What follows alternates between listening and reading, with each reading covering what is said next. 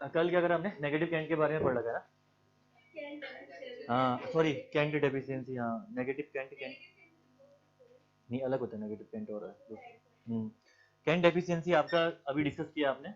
तो cantt deficiency में एक तो टेबल भी आपने पढ़ ली है, क्या कैंट डेफिशिएंसी की वैल्यूज हैं, और साथ में कैंट डेफिशिएंसी होती क्या है ये भी पढ़ लिया आपने, कि जब हाई स्पीड ट्रेन के लिए तो कैंट आप प्रोवाइड करते हो वो कम पड़ जाता है, क्योंकि आप एवरेज के बेस से प्रोवाइड करते हो, that is called as cant deficiency. ठीक है, इस पे न्यूमेरिकल लिखिए नीचे, इस पे न्यूमेरिकल लिखिएगा।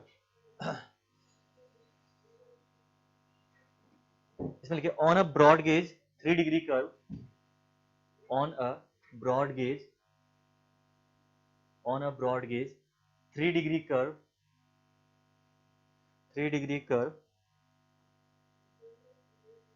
equilibrium cant is provided, equilibrium cant is provided, equilibrium cant is provided for 70 km per hour speed, for 70 km per hour speed. Calculate the value of, calculate the value of equilibrium cant, calculate the value of equilibrium cant after allowing,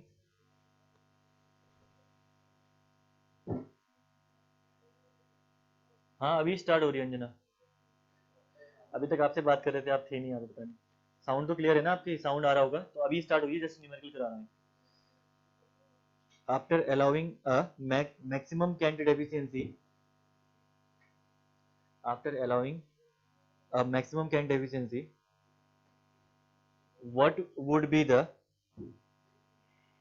what would be the maximum permissible speed on the track, what would be the maximum permissible speed on the track। Okay कोई नहीं कोई नहीं, तो question अभी लिखा रखा है मैंने, ये जस्ट क्वेश्चन। ठीक है, मैं एक बार और पहले रिपीट कर देता हूँ, बाकी आप लोग सॉल्व करो। इससे मैंने लिखा on a broad gauge 3 degree curve, on a broad gauge 3 degree curve, equilibrium cant is provided, equilibrium cant is provided for 70 kmph speed, for 70 kmph speed,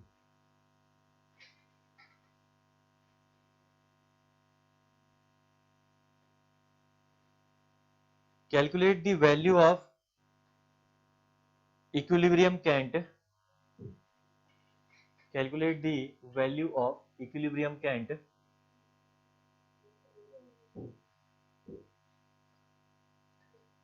after allowing, after allowing a maximum cant deficiency, after allowing maximum cant deficiency, what would be the, what would be the maximum permissible speed, what would be the maximum permissible speed on the track।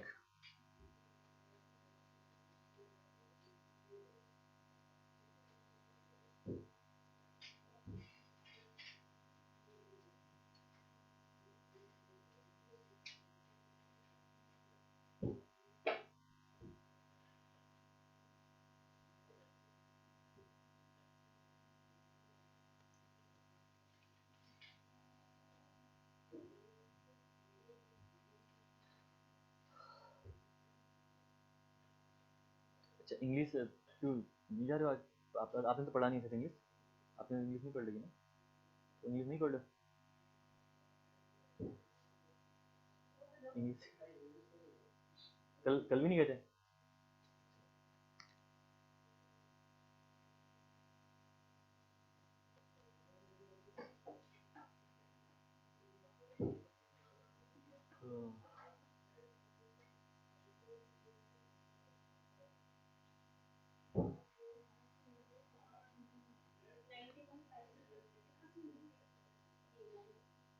90.5 kmph, right, correct, बिल्कुल सही।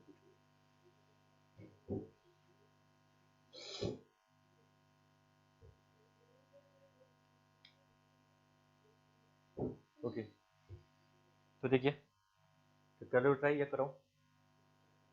ठीक है, एक second, थोड़ा और रुक जाता हूँ।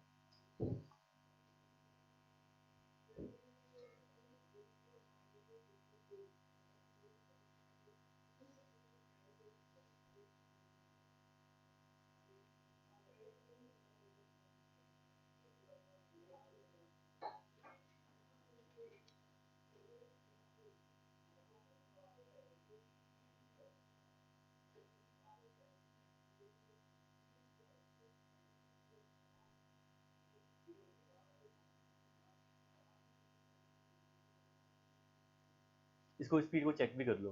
Maximum speed 90.5, maximum speed by कौन सा फॉर्मूला ये? हाँ, मार्टिन फॉर्मूला से निकालो। अगर वो मैक्सिमम स्पीड से ये कम आएगी, इसका मतलब सेफ स्पीड है। ठीक है, तो चेक भी लगा सकते हो लास्ट में। हाँ,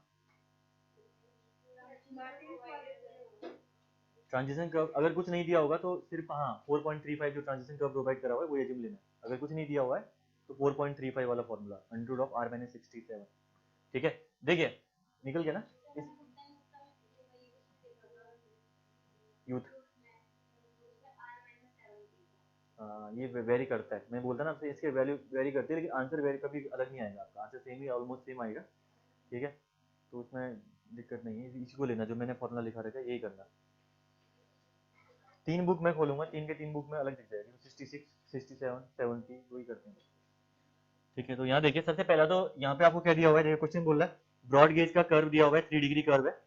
इक्विलिब्रियम कैंट यहाँ पे प्रोवाइड करना है 70 kmph के लिए। इक्विलिब्रियम कैंट को हम लोग एवरेज कैंट भी बोलते हैं, एक्चुअल कैंट भी बोलते हैं। ठीक है, 70 kmph स्पीड के लिए करना है। Calculate the value of equilibrium cant after allowing a maximum cant deficiency, what would be the maximum permissible speed on the track. तो मैक्सिमम परमिसिबल स्पीड किसके बेस पे निकालते हो? थ्योरेटिकल, ई थ्योरेटिकल के बेस पे निकालते हो, सिंपल सी बात है। तो ई थ्योरेटिकल निकाल लो तो वीमैक्स निकाल लोगे आसानी से, है ना। तो सबसे पहले यहाँ पे ई एक्चुअल निकाल लो। पहला काम तो आपका यहाँ पे ई एक्चुअल निकालनी है, क्योंकि उसके लिए डेटा दिया हुआ है आपको, ई एक्चुअल या ई इक्विलिब्रियम के लिए डेटा दिया हुआ है, जो कि आपका होता है जी वी एवरेज का square divided by 127 times of R. और एवरेज स्पीड यहाँ पे 70 kmph, इक्विलिब्रियम स्पीड ही एवरेज स्पीड होती है। ठीक है, 1.676 इंटू 70 का square divided by 127 into R कितना दिया है? 573 पॉइंट। अच्छा, आपने निकाला हुआ ना यार, तो कर्व कर्व, हाँ कर्व दिया हुआ है ना, तो कर्व आपका होगा 1720/3 ना। 1720/3 आपका रिलेशन हमने पढ़ रखा है इसमें। तो कितना आएगा टोटल है? हाँ, 11.3 सेंटीमीटर। ठीक है, जो कि आपका लेस देन है 16.5 सेंटीमीटर से, है ना। स्पीड कितनी है इसकी? 70, कितने में लिखा था आपको? हाँ, तो 100 से नीचे लिखा रखा था ना मैंने इसको, 120 से। तो ठीक है, 11.3 which is less than 16.5 centimetre. Clear है, कोई दिक्कत नहीं। ठीक है, इसके बाद यहाँ पे देखिए, अब यहाँ पे अगर आपको निकालना है सेकंड ई थ्योरेटिकल, हाँ थ्योरेटिकल आपको निकालना है, जो कि आपकी होती है ई एक्चुअल प्लस या ई कैंट डेफिशिएंसी। तो ई एक्चुअल कितनी है यहाँ पे? 11.3 सेंटीमीटर प्लस 7.6 आपकी आ गई कैंट डेफिशिएंसी। तो टोटल कितना हो गया समेशन करके? 18.9 आपका आ गया ना यहाँ पे। ठीक है, 18.9 आपका आ गया यहाँ पे कैंट डेफिशिएंसी लगा के इसकी वैल्यू। ठीक है, बस रख दीजिए इसके बाद वैल्यू को, कैंट डेफिशिएंसी की। आप ई थ्योरेटिकल आपको पता है यहाँ पे, ठीक है, वैल्यूज आपको पता है। सेकंड देखिए, इसके बाद अगला निकालना है आपको मैक्सिमम स्पीड, यानी ई थ्योरेटिकल इक्वल टू होता है आपका वी मैक्स का स्क्वायर जी भी होता है अपॉन 127 टाइम्स ऑफ आर। यहाँ से निकालना है आपको वी मैक्स, तो ये हो जाएगा आपका under root of E 127 R upon जी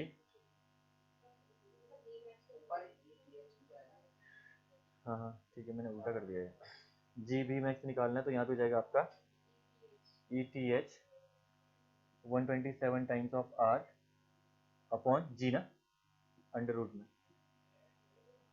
ये निकालना है। ठीक है, वैल्यूज, हाँ वैल्यूज रख दीजिए इसमें। 19.56 आपका आ रहा होगा ये, 90 ठीक है, ओके 90.56 यहाँ पे आ रहा होगा। ठीक है,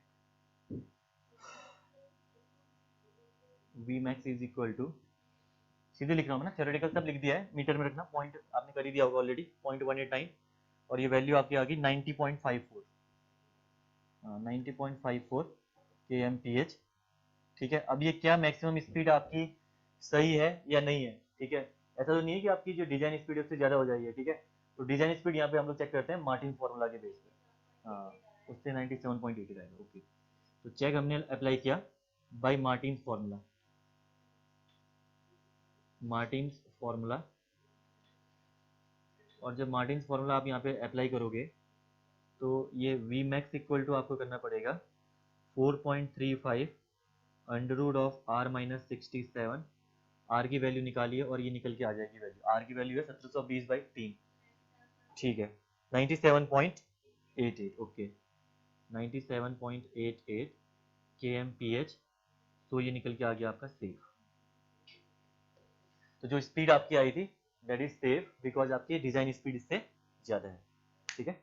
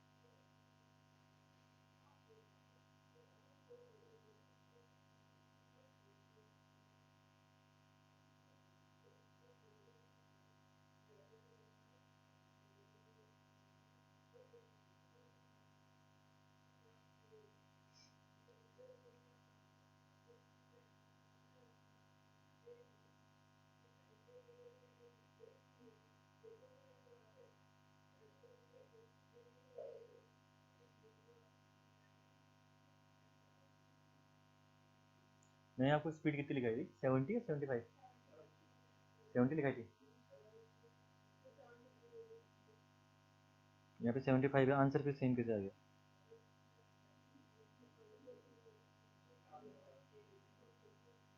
वी मैक्स, एक सेकेंड में देखता हूँ।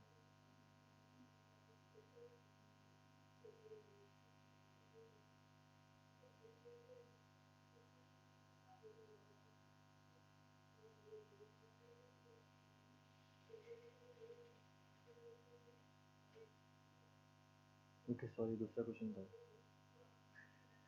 कुछ नहीं दूसरा था।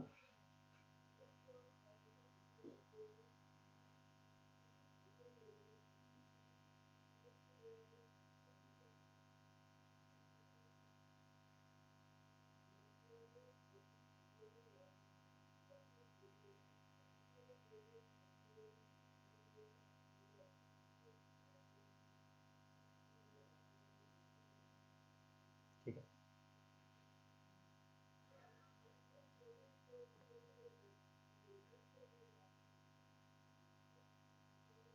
हो गया ना। नेक्स्ट इसके बाद आएगा नेगेटिव सुपर एलिवेशन, लास्ट इसका, फिर ये कर्व से स्टार्ट हो जाएंगे। डिजाइनिंग आपका पार्ट, पहला पार्ट कंप्लीट हो जाएगा डिजाइनिंग का। ठीक है, ऑनलाइन हो गया होगा शायद ये। नेक्स्ट आपका आएगा नेगेटिव, ये कैमरा ना नीचे तक कहाँ तक है, यहाँ से दिख नहीं रहा नीचे, हाँ? चद्दर से नीचे पड़ाते हैं, लेट आते हैं सर, लेट। अच्छा हाँ, एक से ओके ठीक है, 1 बजे से उनकी क्लास है, बाकी जियोटेक पढ़ा रहे होंगे अभी, नहीं आज तो जल्दी थी उनकी।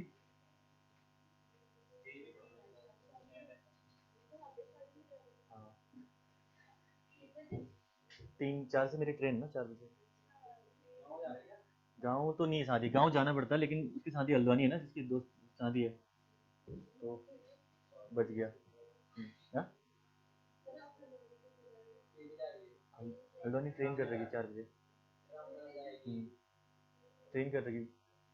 एक्चुअली क्या था ना, गाड़ी से जाने में मेरे भाई बहनों को प्रॉब्लम है, उल्टी उल्टी आती है, वोमिटिंग करते हैं तो हाँ, तो ट्रेन करना पड़ा, फैमिली पूरी जा रही ना, ट्रेन करना पड़ा उसके बाद अचानक लास्ट टाइम पे। तो कहाँ कहाँ रास्ते में ट्रेन, ट्रेन का तो अब टिकट होगा भी नहीं ना, ट्रेन तो 24 आवर्स। हाँ, आज के दिन में ट्रेन का टिकट भी नहीं हो पाएगा। हाँ, बस ही करना पड़ेगा।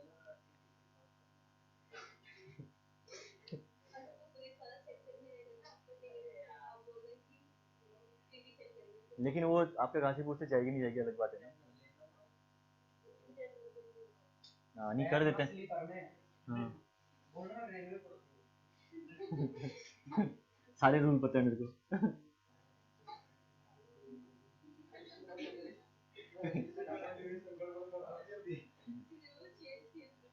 सुपर एलिवेशन खराब कर दूंगी वो। ओके, ये आपका है next, negative, negative super elevation.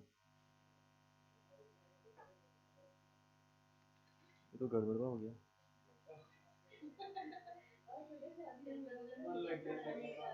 शादी में मैंने किसकी फोटो खींच के लग गया रुको, नहीं मिला रहा था। हाँ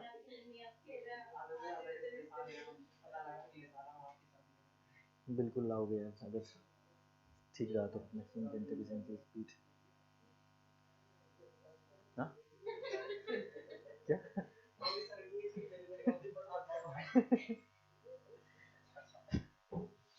94 डेट ऑफ बर्थ है मेरी, 94। ठीक है, लगा लो हिसाब, सर्टिफिकेट में 95। हाँ इसमें करना है बस। हाँ 5 साल बड़ा। ठीक है, देखो अगला आपका मेन ट्रैक देखिए, नेगेटिव सुपर एलिवेशन। आज एक बार मुझे मन कर रहा था कि आज क्लास ऑफ कर दो, मैंने कहा क्यों ऑफ करो, मॉर्निंग में एक बार मन कर गया था क्लास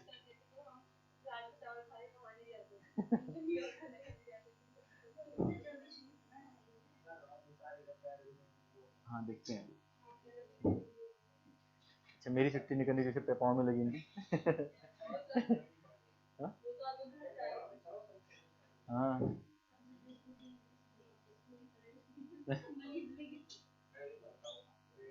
गाड़ी के अंदर से कुछ हो गया, गाड़ी में बैठ के कुछ हो, गाड़ी में बैठे हुए या चलते चलते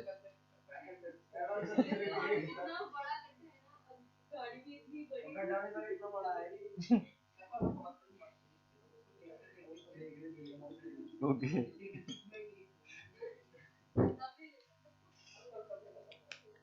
मर्सिडीज नहीं लेंगे जिंदगी में आपका।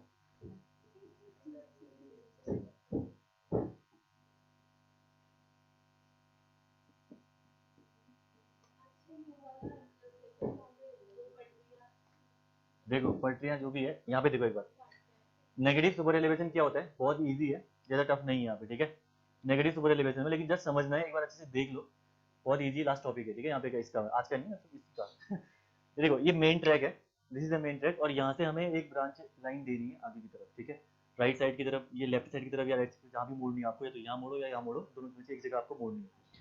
तो अब देखिए, और सिंपल सी बात है, यहाँ पे कर्व भी है।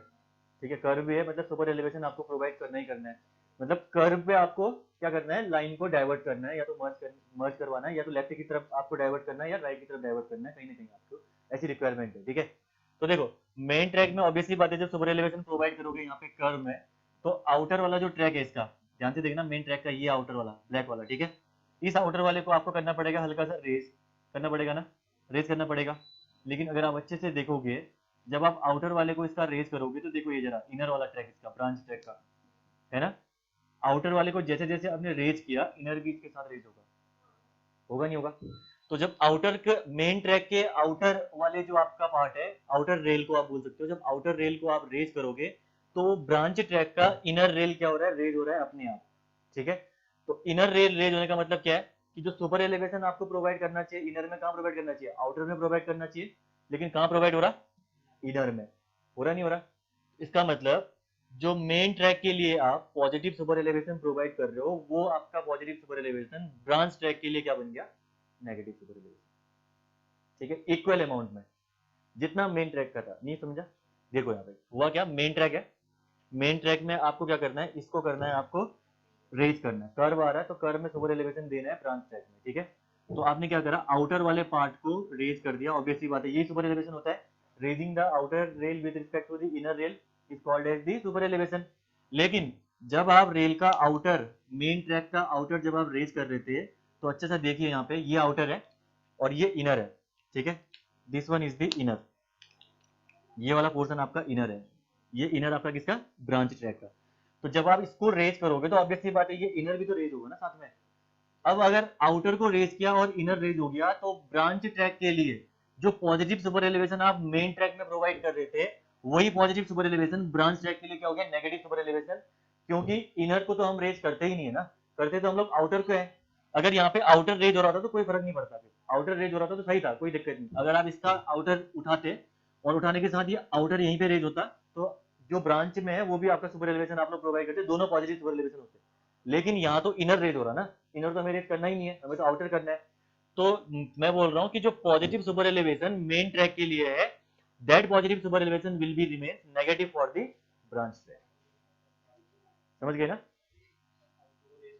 हम्म, हाँ देखो, ब्रांच आपका इसी से कट रही, इसी मेन ट्रैक से ब्रांच कट रही है, ये ऐसा नहीं होगा कि कोई ब्रांच कहीं और से जा रही। जिस मेन ट्रैक से ब्रांच कटेगी, ठीक है, आइदर लेफ्ट या राइट, उसी ब्रांच पे आपका ये कंसेप्ट अप्लाई होगा नेगेटिव सुपर एलिवेशन का, ठीक है। अब देखो यहाँ पे, अगर मैं यहाँ पे ई थ्योरेटिकल लिखूं, लिखना मतलब मैं कुछ लिखा नहीं यहाँ पे, ठीक है। E theoretical of main track लिखूं, अब फॉर्मूले से समझो जरा अच्छे से। ई थ्योरेटिकल ऑफ मेन ट्रैक अगर मैं यहाँ पे लिखूं, तो ऑब्वियसली बातें होगा क्या, E actual of main track plus cant deficiency. और अगर डायरेक्टली आपको E theoretical of main track निकालना है, तो ये हो जाएगा आपका जी वी मैक्स का square upon 127 times of R, simple है ना। सिमिलर वे अगर मैं यहाँ पे लिखूं किसके लिए, ब्रांच ट्रैक के लिए, ठीक है, E theoretical of branch track equal to लिखूं, तो ऑब्वियसली बात है ये हो जाएगा आपका E actual of branch track plus cant efficiency, cant efficiency. लेकिन कंडीशन क्या बन रही है यहाँ पे, कंडीशन ये बन रही है यहाँ पे कि E actual of branch track is equal to the minus of E actual of main track. जो पॉजिटिव सुपर एलिवेशन आपने मेन ट्रैक में प्रोवाइड कर रखा है, that will be negative for the branch track ना। तो उतना ही वैल्यू है, सेम वैल्यू है, वैल्यू में चेंजेस नहीं है, क्योंकि मेन में जितना राइज करोगे उतना ही राइज आपका ब्रांच में भी होगा, वैल्यू सेम है। लेकिन जस्ट यहाँ पे किसका डिफरेंस है, साइन का डिफरेंस है, बिकॉज यहाँ पे आपका ब्रांच वाली ट्रैक में नेगेटिव इनर वाला जो पार्ट है वो रेज हो रहा है, ठीक है। सो इन दैट केस हम बोल सकते हैं E actual of the branch track is equal to the minus of E actual of the main track. तो E theoretical of branch track equal to हो जाएगा आपका minus of E actual of main track plus cant deficiency. अगर आप देखोगे, अगर आप देखोगे यहाँ पे, तो कैंट डेफिशिएंसी देखो, पहले वाले केस में कैंट डेफिशिएंसी आपकी कम निकल के आई, दोनों को घटाया तो कैंट डेफिशिएंसी कम निकल के आई। सेकंड वाले केस में देखो, कैंट डेफिशिएंसी निकालोगे तो इसको भी जोड़ोगे, इसको इसके साथ जोड़ोगे, राइट साइड जाकर जुड़ जाएगा ये। तो देखो कैंट डेफिशिएंसी कितनी हाई, सेम ही प्रोवाइड कर रहे हो करने को, तो आप 7.6 यहाँ भी प्रोवाइड कर रहे हो, 7.6 यहाँ भी प्रोवाइड कर रहे हो। लेकिन ये 7.6 आपका एक्स्ट्रा स्टेबिलिटी के लिए काम आ रहा है, कहाँ पे, मेन ट्रैक में। लेकिन फॉर दी ब्रांच ट्रैक ये आपका जरूरी नहीं कि जो रिक्वायर्ड वेलोसिटी है उसको भी सेटिस्फाई कर पाए, ठीक है। तो ब्रांच ट्रैक के लिए हम लोग क्या करते हैं, हमेशा स्पीड रेस्ट्रिक्शन लगाते हैं, हमारे पास कोई और ऑप्शन नहीं है, हम लोग क्या करते हैं, स्पीड रेस्ट्रिक्शन लगाते हैं। जो यहाँ पे कर रखा है मैंने ई एक्चुअल ऑफ ब्रांच ट्रैक, यहाँ पे फॉर एग्जांपल जैसे मेन ट्रैक को आपने 7 सेंटीमीटर से क्या करा, रेज किया, ठीक है। मेन ट्रैक को अगर आपने 7 सेंटीमीटर से रेज किया आउटर वाले पार्ट को, तो ऑब्वियसली बात है ये इनर पार्ट ब्रांच ट्रैक का कितने से आपका रेज होगा, कितने से रेज होगा, 7 से ही रेज होगा ना, जितने से रेज करोगे। तो इनर वाला पार्ट भी आपका 7 से ही रेज हो गया। लेकिन क्योंकि ये आउटर वाला पार्ट रेज हुआ था और ये इनर वाला पार्ट है, तो ये पॉजिटिव है, तो ये आपकी क्या हो जाएगी, नेगेटिव, सिंपल, ठीक है। इसीलिए हम लोग इसको बोलते हैं नेगेटिव सुपर एलिवेशन, यानी ऐसा सुपर एलिवेशन जो आप चाहते नहीं हो प्रोवाइड कराना, लेकिन फिर भी आप प्रोवाइड करा रहे हो। और यहाँ पे से अगर आपको ट्रेन गुजारनी है, तो सिंपल सा एक रास्ता है आपके पास कि आप स्पीड रेस्ट्रिक्शन लगाइए, बाकी उसके अलावा कोई रास्ता नहीं है। अभी मैं क्वेश्चन कराता हूँ आपको, तो आप देख के भी चेक कर लो कि स्पीड का डिफरेंस रहता है दोनों में काफी। मेन ट्रैक से कोई ट्रेन गुजरेगी और अगर आपकी ब्रांच ट्रैक से गुजरेगी, तो दोनों में स्पीड का काफी डिफरेंस रहता है, ठीक है। एक बार मैं फटाफट रिपीट कर लेता हूँ, ठीक है। यहाँ पे देखिए हमने करा क्या, एक मेन ट्रैक है, ठीक है, यहाँ पे एक मेन ट्रैक है, इस मेन ट्रैक से एक ब्रांच ट्रैक जा रही आपकी राइट की तरफ, ठीक है। तो कर्व भी है यहाँ पे, जो आपका ये प्रोवाइड कर रहे हो आप लोग, यहाँ पे ये प्रोवाइड कर रहे हो कर्व पे, ठीक है। तो कर्व पे ऑब्वियसली बात है, हमें यहाँ पे क्या करना पड़ेगा, सुपर एलिवेशन प्रोवाइड करना पड़ेगा। तो पहले मैं प्रोवाइड कर रहा हूँ सुपर एलिवेशन मेन ट्रैक में, ठीक है, ब्रांच तो बाद में आई, पहले मैं प्रोवाइड कर रहा हूँ मेन ट्रैक पे। तो जब आपने मेन ट्रैक पे सुपर एलिवेशन दिया, तो ऑब्वियसली बात है आउटर पार्ट को मेन ट्रैक के रेज करना पड़ेगा with respect to the inner part. लेकिन क्योंकि आपने यहाँ पे ब्रांच भी प्रोवाइड कर रखी है, तो देखिए ब्रांच प्रोवाइड करने में आउटर के साथ कौन सा कनेक्टेड है, इनर ऑफ द ब्रांच, ठीक है, इनर ऑफ द ब्रांच। तो आउटर मेन का उठेगा तो साथ साथ में इनर भी रेज होगा, और जितने अमाउंट से मेन ट्रैक के आउटर को उठाओगे उतने अमाउंट से इनर भी उठेगा, सिंपल सी बात है। लेकिन क्योंकि सुपर एलिवेशन तो प्रोवाइड होता है आउटर से, है ना, इनर से तो हमें मतलब ही नहीं है। कभी भी आपने कहीं भी नहीं पढ़ा कि इनर को रेज करो और सुपर एलिवेशन दे दिया आपने, है ना। हमें रेज करना पड़ता है आउटर, बिकॉज सेंट्रीफ्यूगल फोर्स आपका लगता है आउटर की तरफ, है ना, ये चीज आपने कल पढ़ा भी है। तो सेंट्रीफ्यूगल फोर्स आपका यहाँ आउटर की तरफ जा रहा, रेज कर रहे हो इनर को, तो ऑब्वियसली बात है this is the negative super elevation, ये जो प्रोवाइड कर रहे हो नेगेटिव सुपर एलिवेशन है। और वो कहां से आ रहा, जो मेन ट्रैक में आप सुपर एलिवेशन प्रोवाइड कर रहे हो उसकी वजह से यहाँ जनरेट हो रहा है दैट नेगेटिव सुपर एलिवेशन। दोनों की वैल्यू सेम है, बस एक पॉजिटिव रहेगा एक नेगेटिव रहेगा, ठीक है। तो वही चीज कर रखा है मैंने यहाँ पे। थ्योरेटिकल अगर आप मेन ट्रैक का निकालोगे तो ई एक्चुअल प्लस कैंट एफिशिएंसी, ई थ्योरेटिकल मेन ट्रैक का डायरेक्टली निकल जाएगा जी वी मैक्स का square upon 127 times of are.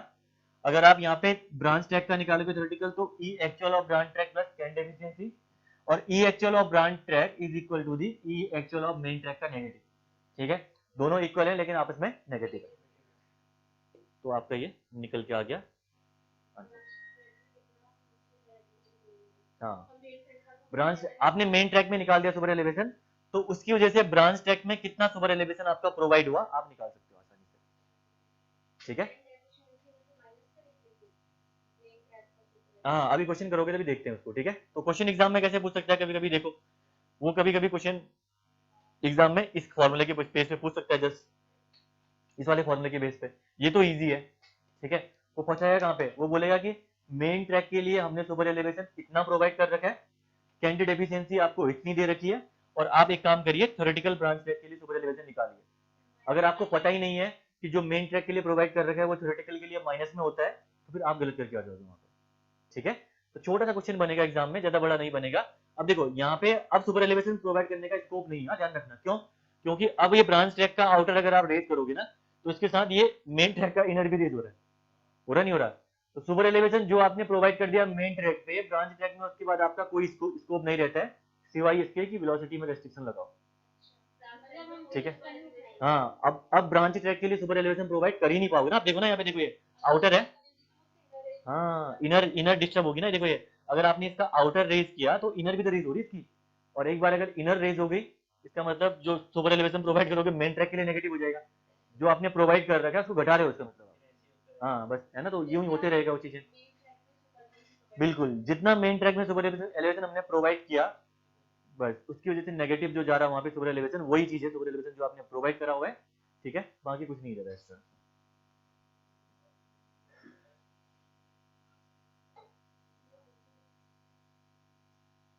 कभी कभी भी देखना, अगर आप कभी भी स्पीड की बात करोगे तो मेन ट्रैक की स्पीड हमेशा ज्यादा होती है as compare to the branch track, reason यही रहता है, कर्व में खासकर जब सुपर एलिवेशन प्रोवाइड करते हो तो वहां पे नेगेटिव सुपर एलिवेशन आने की वजह से हम लोग कभी भी ज्यादा सुपर एलिवेशन प्रोवाइड कर ही नहीं सकते, ठीक है, समझ गए ना आपको, आगे समझ। तो तीन टॉपिक थे यहाँ पे, एक तो super elevation, canted efficiency and negative super elevation, जो कि इजी है, ज्यादा टफ नहीं है। इसके बारे में थोड़ा लिखना भी है, इसको कर लो पहले फिर लिखोगे इसके नीचे।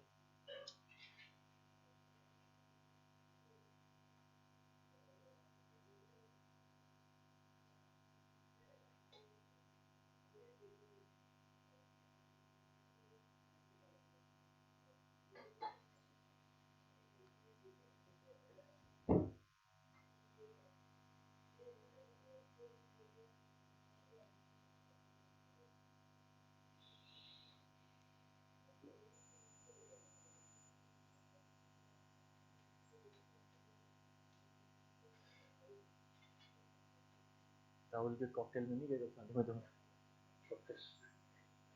सर कॉकटेल में इनवाइट कर लेते कॉकटेल, आ जाए, राहुल का जाएगा।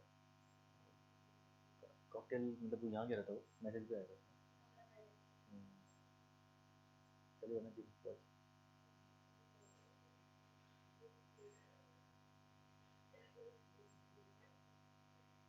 शादी तो अटेंड होती रहेगी, कल तो कॉकटेल पे जाएगी। नहीं बुलाया क्या कॉकटेल में लोग? हाँ शादी तो होती रहती है, तो कह रहा हूँ।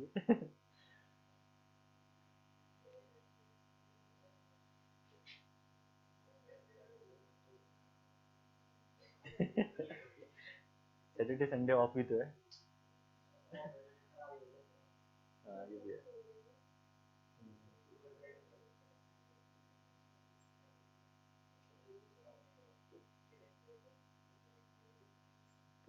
फिटनेस भाई, फिटनेस वाला है। कोल्ड ड्रिंक भी नहीं पीता वो, है ना? कोल्ड ड्रिंक नहीं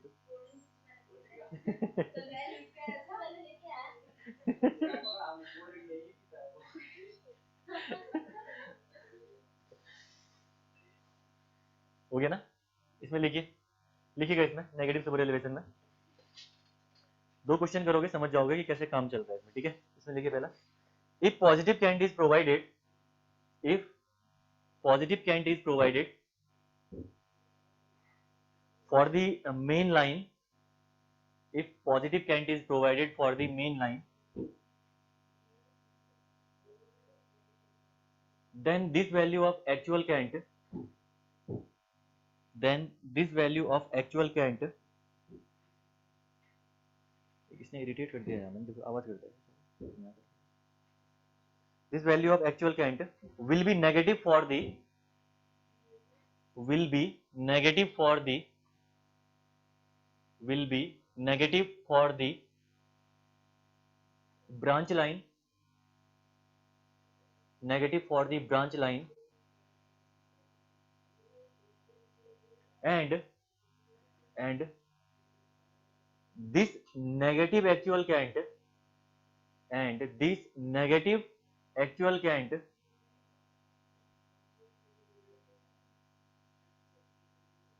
is called as, is called as negative super elevation, negative super elevation।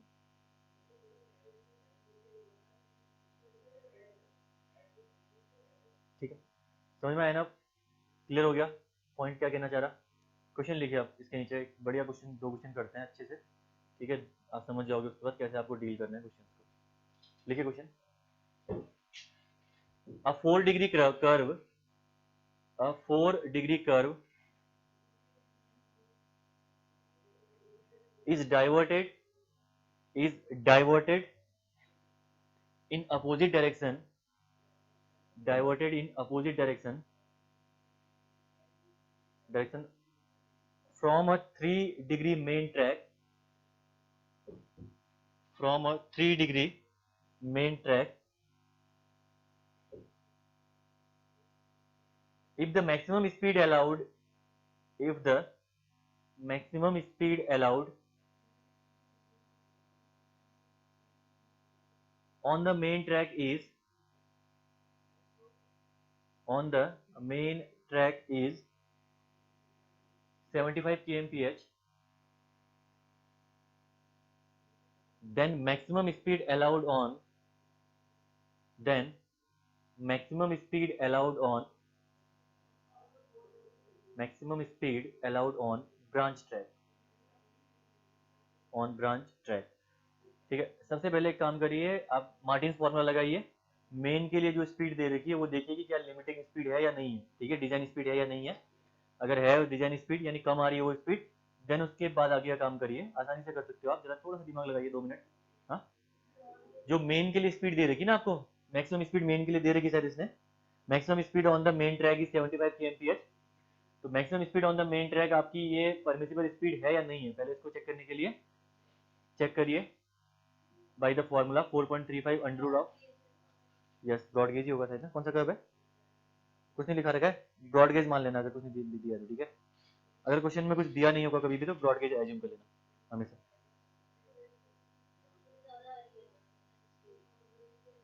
मतलब मार्टिन फॉर्मूला से ज्यादा आ रही है ना स्पीड, इसका मतलब सेफ है, सेफ है, इस स्पीड को आप रख सकते हो आगे आने वाले कैलकुलेशन में, ठीक है।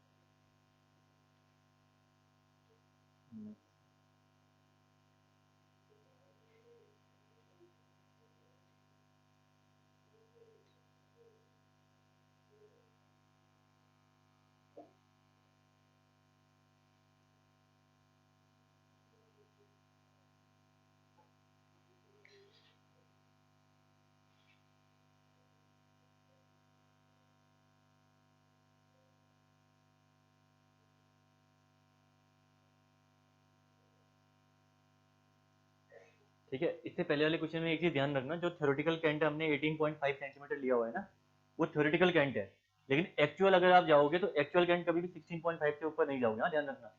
थ्योरेटिकल कैंट में आ गया वैल्यू, हाँ चले गई, हाइपोथेटिकली मान लिया कि वैल्यू आगे चले गई, लेकिन एक्चुअल कैंट में कभी कभी ऐसे वैल्यू दे देता है ना आपको कि थ्योरेटिकल कैंट की वैल्यू कुछ दे देगा ऊपर, कैंट एफिशिएंसी आप जब घटाओगे उसमें से तो वैल्यू आपकी ज्यादा आ जाएगी।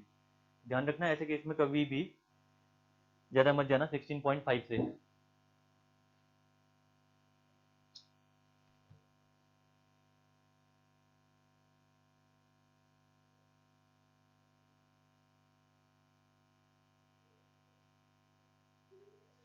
पानी का सही है ना, पानी ठीक है।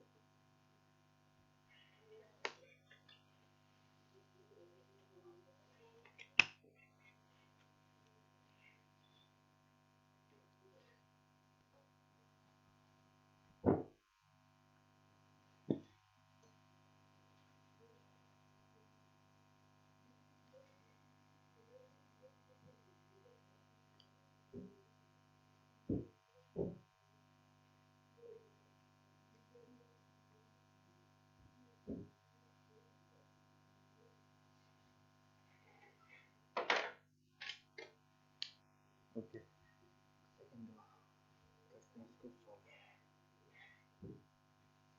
देखो पहला काम तो यहाँ पे आपको जस्ट ये करना है कि वी मैक्स आपको दे रखा है, ठीक है। हाँ कर रहे हो पूरा करके पहले, अच्छा अब आदत बन गई आप लोगों की, एक बार पूरा क्वेश्चन आंसर निकालेंगे ना, तो को निकालो निकालो, टाइम दे दो। हाँ जो भी आपको निकालना है, मुझे एक्चुअल तो नहीं पता मुझे क्या निकालना है, वी मैक्स निकालना है आपको, उसके लिए ब्रांच ट्रैक के लिए, हाँ ब्रांच ट्रैक के लिए वी मैक्स निकालना है आपको। वी मैक्स निकल गया आपका, ओके ठीक है। आप क्या निकालो फ्रंट में, हाँ ये सही है बिल्कुल, हाँ इसके बाद आप ई निकालो, मेन ट्रैक के लिए ई थ्योरेटिकल निकालो, हाँ हाँ हाँ हाँ, इसके बाद ई थ्योरेटिकल निकालो ब्रॉड उसके लिए, क्या नाम है, मेन ट्रैक के लिए, ई थ्योरेटिकल निकल जाएगा तो कैंट एफिशिएंसी आपको पता है, ई एक्चुअल निकल जाएगा, ठीक है। फिर तो पता ही है आपको आगे करना क्या है।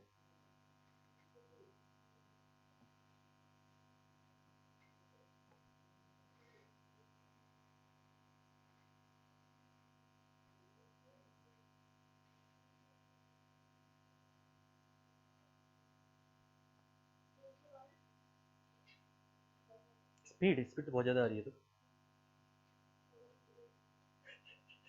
ब्रांच ट्रैक की तो कम होनी चाहिए ना स्पीड, ब्रांच ट्रैक के लिए तो आपकी स्पीड,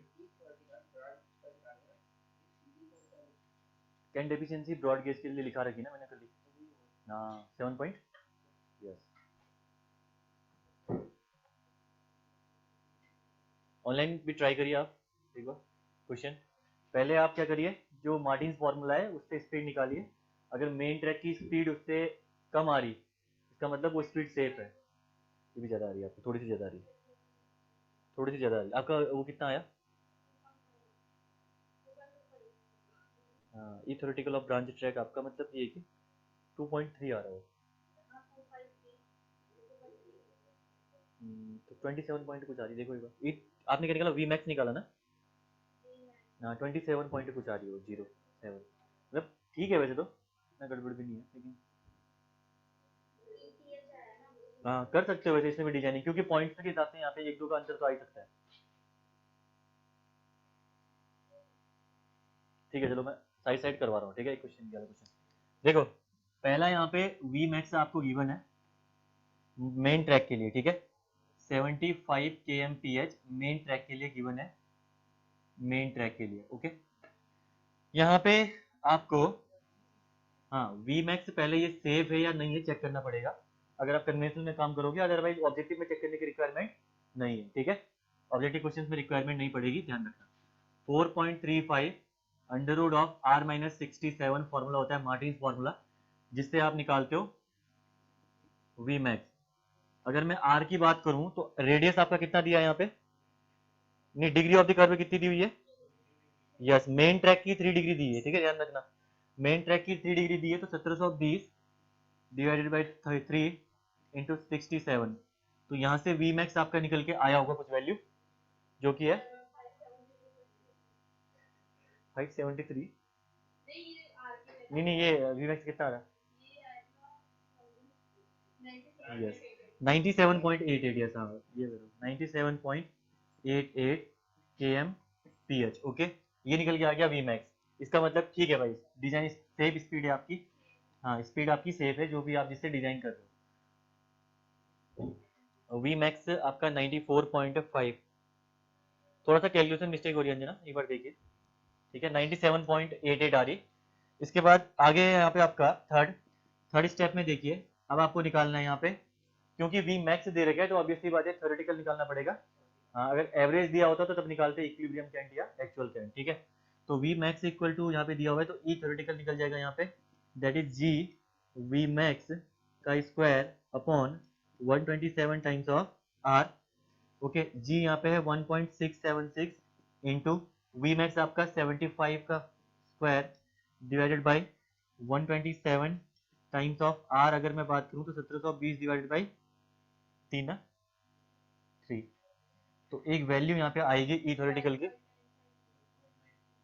12.95, ठीक है जो भी आया, ठीक है 12.95 एग्जैक्ट आपकी वैल्यू आई यहाँ पे, सबकी आनी चाहिए ये सेंटीमीटर, इसको मैं मल्टीप्लाई कर दूंगा 100 से ना, फिर जो वैल्यू आएगी ठीक है तो सेंटीमीटर में आ जाएगा, ठीक है जो भी वैल्यू आई आपकी सेंटीमीटर में आ गई 12.95, ओके।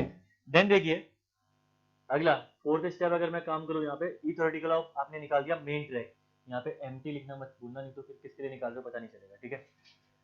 आपको पता है कि E theoretical of main track that is equal to E actual of main track plus cant efficiency होती है, ठीक है। ई थ्योरेटिकल आपने निकाल दिया 12.95 सेंटीमीटर, ई एक्चुअल ऑफ कैंट आपको निकालना है मेन ट्रैक के लिए निकालना है, ठीक है, plus cant efficiency broad gauge के लिए होती है 7.6 सेंटीमीटर, ओके। तो ई एक्चुअल ऑफ मेन ट्रैक आपका निकल के आ गया, हाँ कितना निकल के आ गया ये वैल्यू घटा के कितनी आई 2 पॉइंट, आपने गलत घटा दिया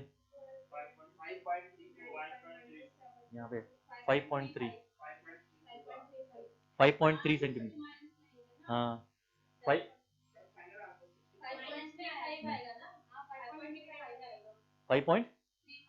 5.35 सेंटीमीटर, 62 नहीं है भाई, बिल्कुल ठीक है, बिल्कुल ठीक है, आपका 62 नहीं है 27 आंसर आ रहा है, ठीक है। अब देखिए E actual of main track is equal to E actual of negative of E actual of branch track, ये आपने अभी पढ़ा हुआ है, ये कंसेप्ट यहाँ पे अप्लाई होना था, ठीक है। ये लग गया स्टार, यहाँ पे लो लगा दिया मैंने, यही मेन था, बाकी इतना तो निकालना हर किसी को आता होगा, ठीक है ये लगा दिया आपने।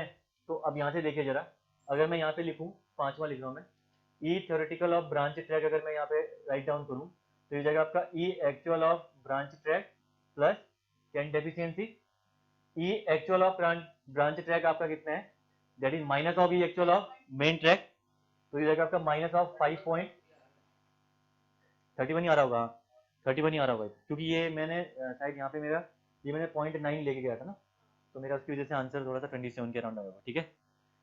ये हो गया आपका minus of 5.35 plus cant efficiency यहाँ के लिए भी सेम ही रहने वाली है 7.6, अब आया होगा आपका 2 पॉइंट कुछ जो आप बोल रहे थे ना, ये 2.3 सेंटीमीटर अब आया आपका यहाँ पे 2 पॉइंट,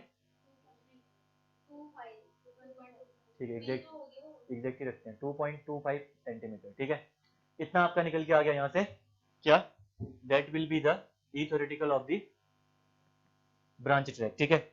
अब आपको निकालना क्या है, वी मैक्स निकालना है, तो वी मैक्स के लिए तो आपको पता है ये फॉर्मूला है ना, छठा आपका है E theoretical of branch track is equal to G V max का square upon 127 times of R, आप यहाँ पे रख दीजिए E theoretical of branch track आप रखिए 2.25 बाई 100 मीटर में रखिएगा, ठीक है। 100 इक्वल टू जी 1.676, यस कुछ ना कुछ आ रहा होगा वैल्यू आपकी, ठीक है। ये हो गई आपकी 127 ऑफ आर। आर आपका कितना है यहाँ पे 1720 बाई, अब यहाँ पे आर चेंज होगा ना, हाँ 4 डिग्री कर्व दिया हुआ है ब्रांच के लिए, ठीक है। आपने 3 डिग्री करा होगा ना, आप लोगों ने दोनों ने 3 डिग्री कर दिया क्या? तभी कह रहा था ना मैं, आंसर थोड़ा सा डिफरेंस मेरे से मारा, मुझे लगा मेरी कैलकुलेशन। अब जरा कैलकुलेट करो इसको, 4 को आर में जब लोगे यहाँ पे तो 1720 बाई 4। ऑनलाइन में ये दिखता ही नहीं है, यहाँ से कैसे करूँ इसको, कहाँ लिखूं? काम करता हूँ यहाँ पे लिख देता हूँ। इसके बाद का मैं यहाँ लिख रहा हूँ, ठीक है। बोर्ड में वहाँ दिख नहीं रहा तो मैं यहाँ लिख देता हूँ। यहाँ पे आपका ई थ्योरेटिकल है, दैट इज 2.25 बाई 100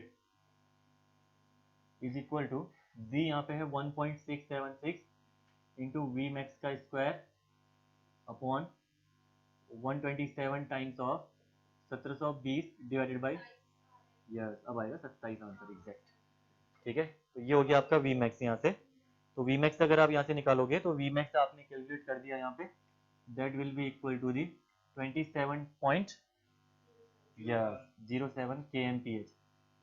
ये होगी स्पीड। अब जरा देखो जरा यहाँ पे स्पीड का डिफरेंस, मेन ट्रैक में स्पीड कहाँ थी, हाँ परमिसिबल आपकी कितनी थी 97.88, और आपने जो डिजाइन स्पीड ली वो ली 75 kmph, ठीक है। और यहाँ पे देखो डिजाइन स्पीड जरा 27, और रीजन वही है कि हम लोग यहाँ पे सुपर रिलेशन प्रोवाइड कर ही नहीं पा रहे हैं, उल्टा हमारा यहाँ पे नेगेटिव सुपर रिलेशन आ गया है ना। तो इसी वजह से हमारा यहाँ पे सिर्फ एक ऑप्शन बचता है कि स्पीड रेस्ट्रिक्शन लगाओ, बाकी कोई ऑप्शन नहीं है, ठीक है।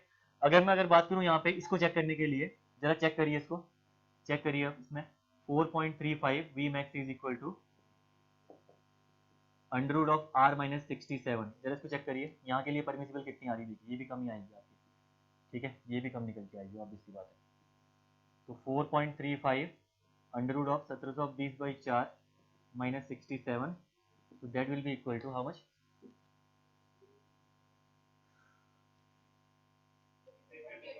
Yes, 82.8 kmph।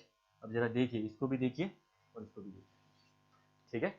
तो जो चीज हमने यहाँ पे अभी तक पढ़ी थी वो यहाँ पे आपकी प्रूफ भी होके आ गई कि कभी भी ब्रांच लाइन के लिए स्पीड जो डिजाइन स्पीड होगी वो हाँ ज़्यादा नहीं होगी मेन ट्रैक कंपेरिजन में, कब निकल के आएगी, because of the negative super elevation. It is the prime reason आपका यही है, ठीक है। Negative super elevation is the prime reason जिससे की वजह से आपका ये कंडीशन बन के आती है। तो बहुत ही सिंपल सा क्वेश्चन था, जस्ट डेटा के हिसाब से काम करना है, दिया हुआ जो डेटा है उसके हिसाब से आपको काम करना था यहाँ पे, बाकी एज सच इतना टफ नहीं आते हैं क्वेश्चन यहाँ से, ठीक है। एक क्वेश्चन प्रैक्टिस के तौर पे और करता है, उसके बाद आगे बढ़ेंगे। यूनिटी की 3 वाला पार्ट कंप्लीट हो गया, part 1।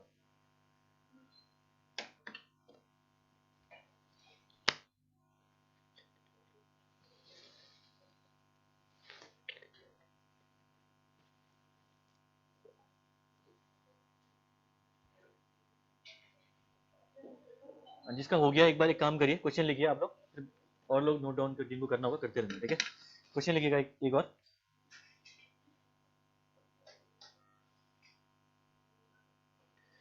Five degree curve is diverted from 5 degree curve is diverted from a 3 degree main track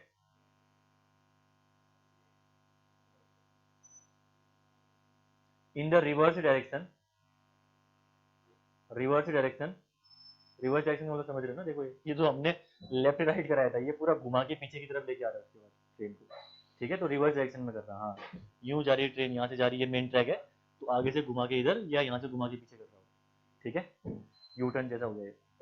तो diverted from 3 degree to reverse direction in the layout of a in the layout of a broad gauge track, in the layout of a broad gauge track, if the speed on the branch track if the speed on the branch track is restricted to speed on the branch track is restricted to 35 kmph,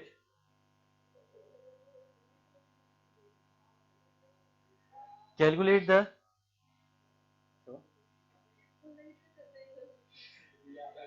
calculate calculate the restricted speed calculate the restricted speed calculate the restricted speed on the main track on the main track हाँ maximum speed obviously बात है main track में भी unlimited speed तो नहीं provide कर सकते हो ना हाँ रेस्ट्रिक्टेड ही करोगे स्पीड तो वहाँ पे जो भी डिजाइन सुपर एलिवेशन होगा उसके अकॉर्डिंग प्रोवाइड करनी पड़ेगी तो वही स्पीड की बात कर रहा है ठीक है बाकी नोट डाउन जिसको करना कर लीजिए और इसका आंसर निकालिए तभी फटाफट तो जल्दी निकल जाएगा आपका answer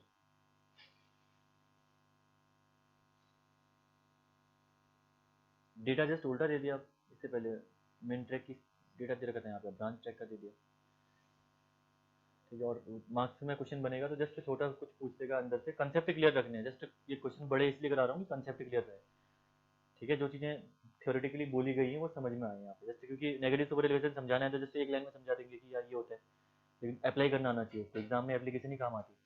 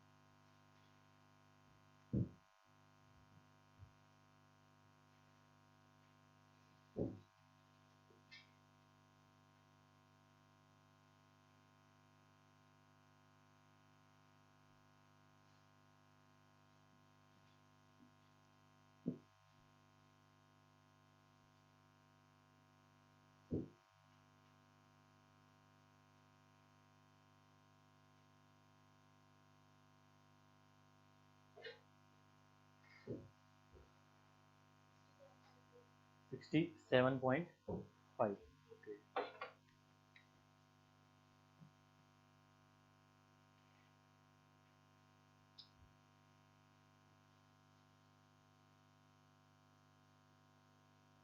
yes 67.5 kmph is the right answer सही है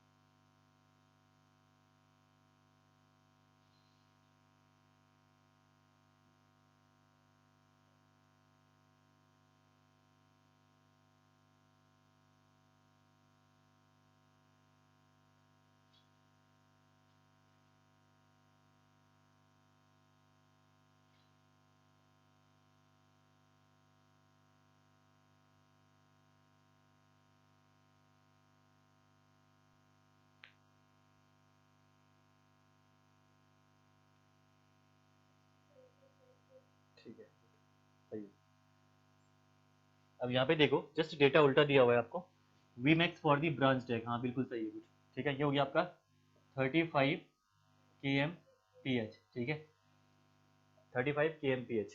आप लोगों का सही है यार, अच्छे से पढ़ो ना, मुझे लगता है कि सिलेक्शन हो जाएगा जिस हिसाब से रिस्पॉन्स है। बाकी तो एग्जाम का लेकिन अलग रहता है, ठीक है। सभी स्टूडेंट जितने यूपीएससी के आए हैं ना यहाँ पे, रिस्पॉन्स अच्छा है ऑलमोस्ट। अगर कोई यहाँ पे मुझे याद आए तो कमजोर तो वैसे कम है, नहीं है कोई सा, मतलब इतना भी नहीं कि मतलब बिल्कुल ही एकदम वो वाला स्थिति खराब नहीं है, मतलब सबकी ठीक ठाक स्थिति है। अगर अच्छे से पढ़ोगे ना आप लोग तो कर ले जाओगे आराम से।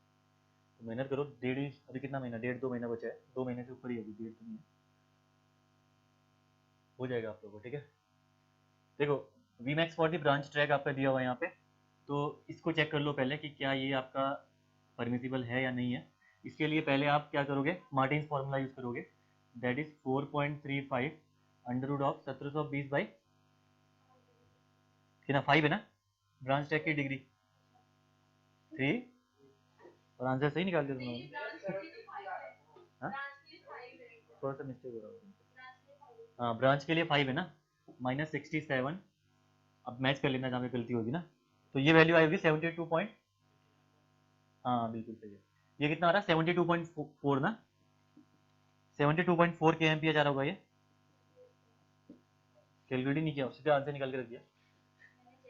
अगर बाई चांस स्पीड नहीं, अगर ये क्या हो सकता है, देखो चेक करना रिक्वायरमेंट यहाँ पे ये पड़ सकती है कन्वेंशनल में, तो खासकर चेक नहीं करा, बाई चांस उसने स्पीड दे दी आपको और ये स्पीड कम निकल के आ गई, तो फिर ये लेनी पड़ेगी ना डिजाइन स्पीड उसके बाद आपको, है ना। तो ये चेक करना रिक्वायरमेंट, ठीक है 72.4 कर दिया मैंने, ठीक है। अगला आपको निकालना है E theoretical of the branch track निकालिए, क्योंकि मैक्सिमम स्पीड दे देगी तो आसानी से निकल जाएगा। 1.676 वी मैक्स, क्या, हाँ ओके ठीक है निकाल रहे हैं, निकल रहे हैं, हाँ इतना ही है 4.699 है। 127 आर कितना है यहाँ पे 1720 बाई 5 ना, तो यहाँ पे आपने सॉल्व किया होगा, इसको सेंटीमीटर में निकाल लेना 100 से मल्टीप्लाई करके। तो अब बताना जरा आंसर कितना आया, 4.69 यानी 4.7 में कर देता हूँ, ठीक है उसको भी चेक करते हैं, 4.7 सेंटीमीटर आ गया ये, ओके। देन उसके बाद अगला देखिए यहाँ पे E theoretical of the branch track is equal to आपका E actual of the branch track plus cant deficiency.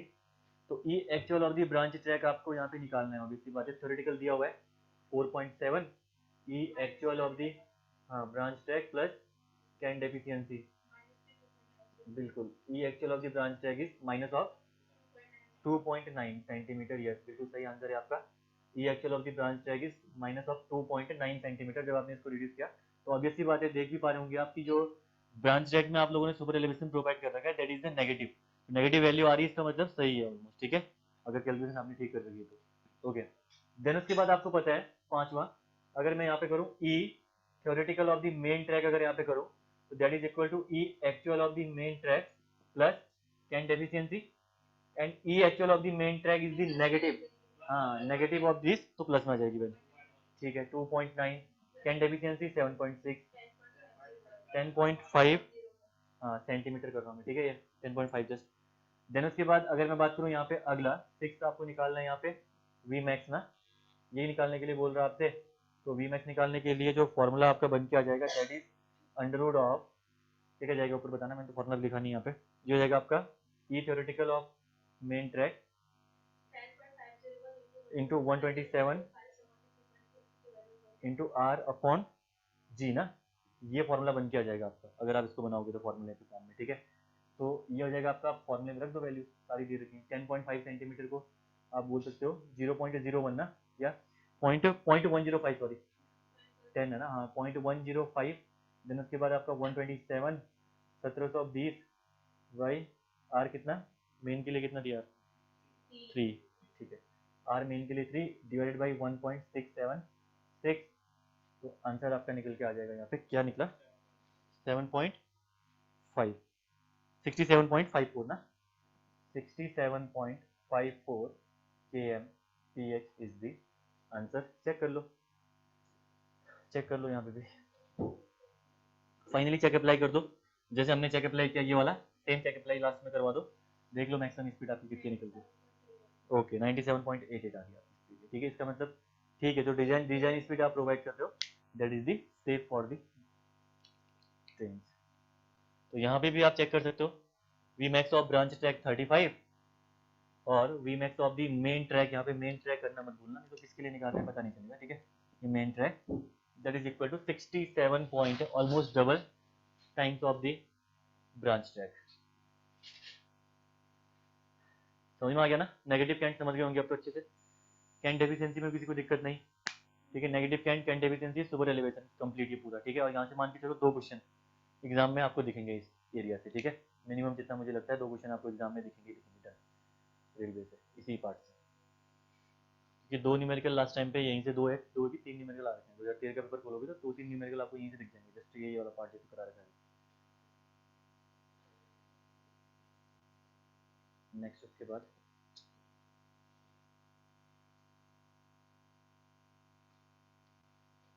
इतना जल्दी थोड़ी ना होगी छुट्टी। छुट्टी क्या ना किसी ने ना, मार्टिन फॉर्मूला 97.88। हाँ क्लियर, बढ़े आगे। हेडिंग डालेगा ग्रेडियंट, यस ग्रेडियंट इंपॉर्टेंट है। अभी एक दिन किसी ने क्वेश्चन पूछा था मेरे से कि रेलवे टैग में तो सर बेलास्ट का यूज करते ही नहीं है, कहाँ पे, स्टेशन पे, तो ड्रेनेज के लिए हम लोग क्या करेंगे ना, हाँ ग्रेडियंट प्रोवाइड करते हैं। अभी देखेंगे कौन सा ग्रेडियंट देंगे। जस्ट स्टेशन पे जाओगे नहीं, वो कहीं कहीं कहीं जगह होता भी है, कहीं कहीं जगह आपका नहीं भी होता है। जस्ट आपका कंक्रीट का हाँ कंक्रीट का वो रहता है, जस्ट आपका उसके ऊपर स्लीपर्स रहता है, ठीक है। उसके लिए काशीपुर में है क्या रेलवे स्टेशन?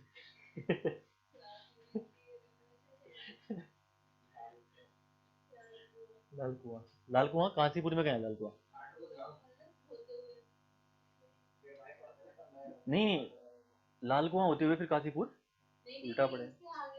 हाँ वही तो कह रहा हूँ, उसके आगे पड़ेगा ना। तो मेरे वहाँ तो फ्लाइट जाती थी, फ्लाइट क्योंकि रेल जा नहीं सकती ना कभी। नेपाल मेरा, जो मेरा यहाँ पे मतलब, हाँ टनकपुर से हाइट में, टनकपुर से ऊपर चढ़ोगे ना वो मेरे साइड जाते हैं वहाँ से। हाँ वो मेरा ही साइड है, मेरा जो, हाँ हाँ लोहा घाट से आगे तो आप कहाँ से हो? हाँ हाँ लोहा घाट तो एरिया जस्ट नॉर्मली है, मतलब ना वहाँ पे घाटी घाटी वाला एरिया है वो। किसको? लेकिन ना जो जहाँ रहता है ना उसको अच्छा लगता है। पिथौरागढ़ तो रहता ही ना, नहीं रहता। हाँ जबरदस्त है पिथौरागढ़। पिथौरागढ़ को अगर प्रॉपर तरीके से ना इन लोगों ने, जैसे अगर टूरिज्म के लिए थोड़ा काम किया जाए ना वहाँ पे, तो जबरदस्त चीज जगह है, बहुत जबरदस्त जगह। हाँ हाँ एजुकेशन हब भी है पूरा पिथौरागढ़, हमारे डिस्ट्रिक्ट का एजुकेशन हब वही हुआ, पिथौरागढ़ ही हुआ। कौतिक पूछा, हाँ कौतिक तो ये आपका ये इधर लगता है ना, बागेश्वर में लगता है कौतिक, यहाँ लगता है पिथौरागढ़ में लगता है जो। थल तो, अरे थल पिथौरागढ़ से थोड़ा आगे होगा और, हाँ बागेश्वर वाले लाइन में। हमारा जो जो इलाका है ना, जो जहाँ हम रहते हैं, देखो ये धारचूला हो गया ना, ये DCL का जोन है, ठीक है। धारचूला इस साइड, यहाँ से, हाँ ये भी धारचूला ही है, ठीक है। ये धारचूला, यहाँ से आती है नदी, दिस इज रिवर, काली नदी। हाँ ये आपका पुल, ठीक है। ये नेपाल, ठीक है। यहाँ पे तिब्बत। मुंशियारी हमारा हुआ आपका ये जोल धारचूला, यहाँ जोलजी भी, इसके अंदर रोड कटेगी तो यहाँ मुंशियारी, ये मुंशियारी। मेरा मेरा घर है, ये नेपाल पुल, यहाँ से ऊपर इधर यहाँ पे होगा। हाँ हाँ दिखता मतलब, हाँ हाँ यहाँ से धारचूला के लेफ्ट साइड से नेपाली तो पूरा वो दिखेगा ही पूरा। रुको मैं फोटो भेजता हूँ ग्रुप में। हाँ दोस्त लोग रहते हैं वहाँ, पढ़ने आते हैं ना, हमारे यहीं वहाँ के बच्चे ना हमारे यहाँ पढ़ने आते हैं। हाँ जाते हैं हम लोग, हाँ। वहाँ पे जिनको पीना ही ना, जैसे कई लोग करते हैं ना, उनके लिए बहुत सस्ता रहता है, जो जाते हैं ना वहाँ पे, तो उनके लिए सही रहता है।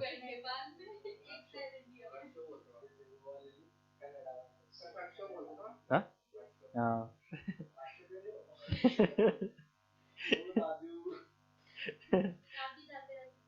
हाँ हम लोग भी कभी काम पड़ेगा तो जाते हैं वैसे।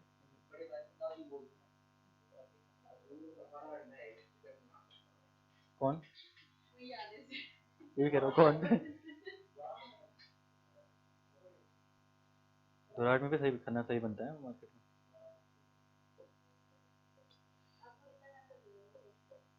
हल्द्वानी पहुंचने में तो मुझे जल्दी होता है, अगर घर जाना होता तो बहुत टाइम लगता है ना फिर मुझे। फोटो जी,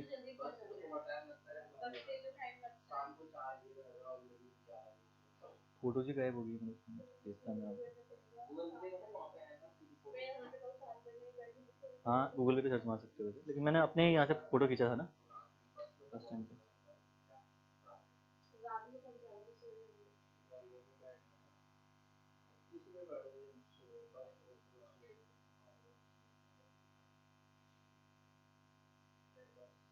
लास्ट 10 सेकंड ट्राई कर रहा हूँ, ठीक है, नहीं मिला तो। कभी कभी वहाँ से क्वेश्चन आता है जीएस का, मानसरोवर यात्रा कहाँ से लास्ट पड़ाव का है। ये हमारे इलाके में ही बैठता है, मतलब धारचूला का लास्ट पड़ाव, फिर ऊपर मानसरोवर यात्रा वहाँ से भी होती है। हाँ धारचूला ही आएगा ऑप्शन में। हाँ धारचूला देहात आएगा। अच्छा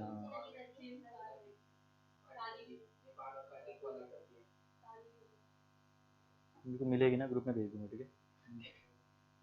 एक्चुअली हुआ क्या ना, मैंने सारे फोटो मिक्सअप कर दिए। वो कोसी है, सरयू का नहीं।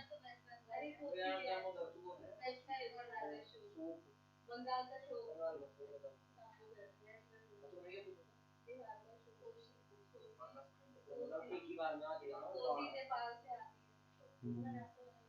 अभी जो लड़ाई नहीं चल रही है वहाँ पे, लिपू लेक दर्रा वाला नहीं है जो लिपू लेक, वहीं तो है हमारे वहीं। हाँ हमारे ही ऊपर है, जस्ट ये बता रहा हूँ ना, ये रीजन ये धाचला हुआ ना, यहाँ पे लिपू लेक इलाका हो पूरा है, इसके चक्कर में पंगा हो रहा है। हम्म, नहीं मिल रहा है।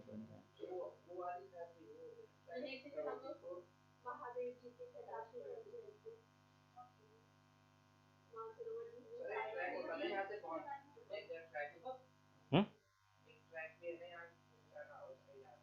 कहाँ ट्रैक, कौन कौन सी जगह? लेह तो नहीं हुआ।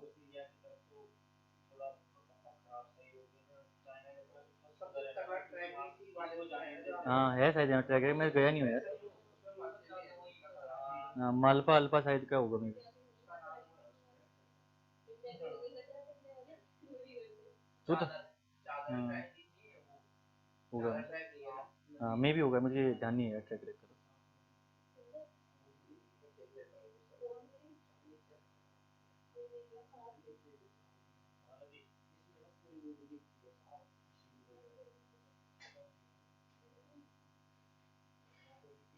ये मिल तो गया धारचूला का, पिक देखो, मैं तो मैं इसमें सेंड कर देता हूँ। मतलब ये नीचे मुझे पूरा ऊपर से एकदम वो नहीं मिला, लेकिन ठीक है, मतलब समझ जाओगे। क्या हो गया और? कोविड टेस्ट नहीं होगा? पिथौरागढ़ लिखा हुआ है धारचूला है, ठीक है, तो बेचा है। हाँ वो बगल साइड वाला था, जब आपदा आई थी ना, तो आपदा की वजह से ये नदी पूरी वो हो गई, नहीं तो यहाँ पे सही था, मतलब इसके बगल साइड वो नेपाल है, जो साइड वाला है। अपने साइड इंडिया है। हाँ उस साइड नेपाल है। हाँ ठीक है, जगह तो सही है। अभी ये पिक, मेरा घर यहाँ से जो ऊपर है, मतलब यहाँ पे ना, अभी किस साइड से खींचा है?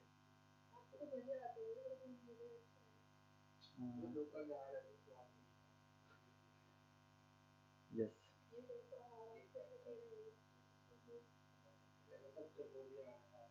हम्म।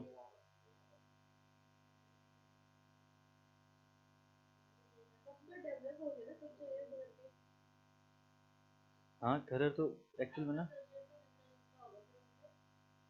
कल्चर एक बार भेजता हूँ, देखो ये अलग भेजता हूँ। हाँ कल्चर, हाँ मतलब ऑलमोस्ट शादियाँ आदियाँ भी तो होती है वहाँ यहाँ से। हाँ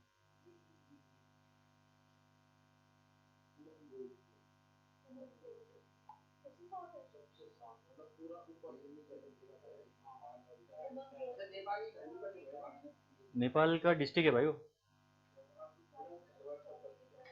हाँ हाँ, ये भेजी नहीं नहीं, जो हमारे साइड क्या है पता है, वहाँ तुम्हें पता होगा, ये धारचूला, ये धारचूला बोलते हैं ना, वो लोग बोलते हैं दारचूला, DH हटा देंगे वो, DAR होता है वहाँ सीधे, धारचूला, और उनका डिस्ट्रिक्ट है वहाँ का वो। हमारा डिस्ट्रिक्ट नहीं है, हमारा डिस्ट्रिक्ट पिथौरागढ़ हुआ।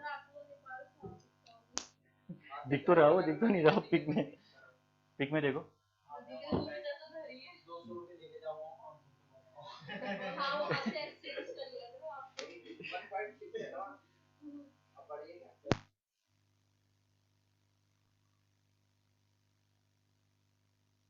हाँ? अरे गाड़ी ले जाने के लिए, व्हीकल ले जाने के लिए नहीं है ना वहाँ पे, जस्ट आदमियों के लिए। हाँ हाँ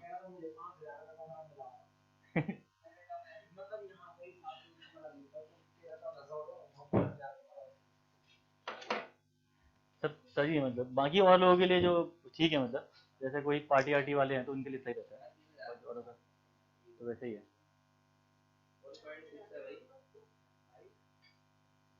चलिए नेक्स्ट उसके बाद पढ़िए, अब बहुत देख लिया आपने।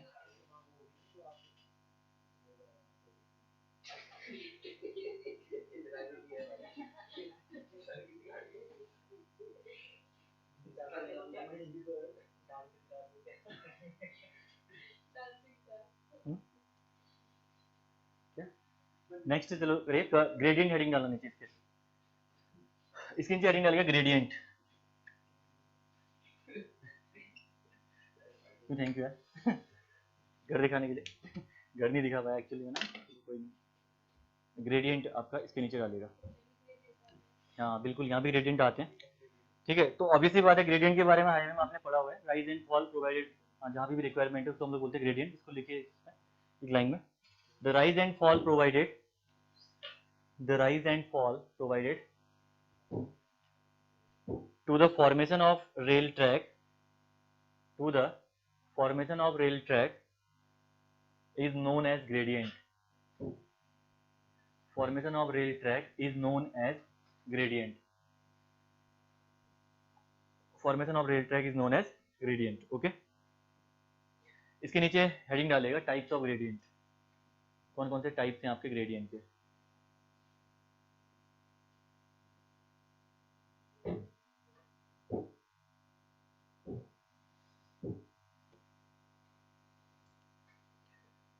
पहला लिखिएगा रोलिंग ग्रेडियंट। रोलिंग ग्रेडियंट, अब देखिए सिंपल सिंपल ग्रेडियंट है, ज्यादा दिक्कत नहीं है। रोलिंग ग्रेडियंट आपने हाईवे में भी पढ़ा होगा, कहाँ पे प्रोवाइड करते हैं, क्या पढ़ा आपने हाईवे में, सेम कंडीशन ऑलमोस्ट यहाँ भी होती होगी।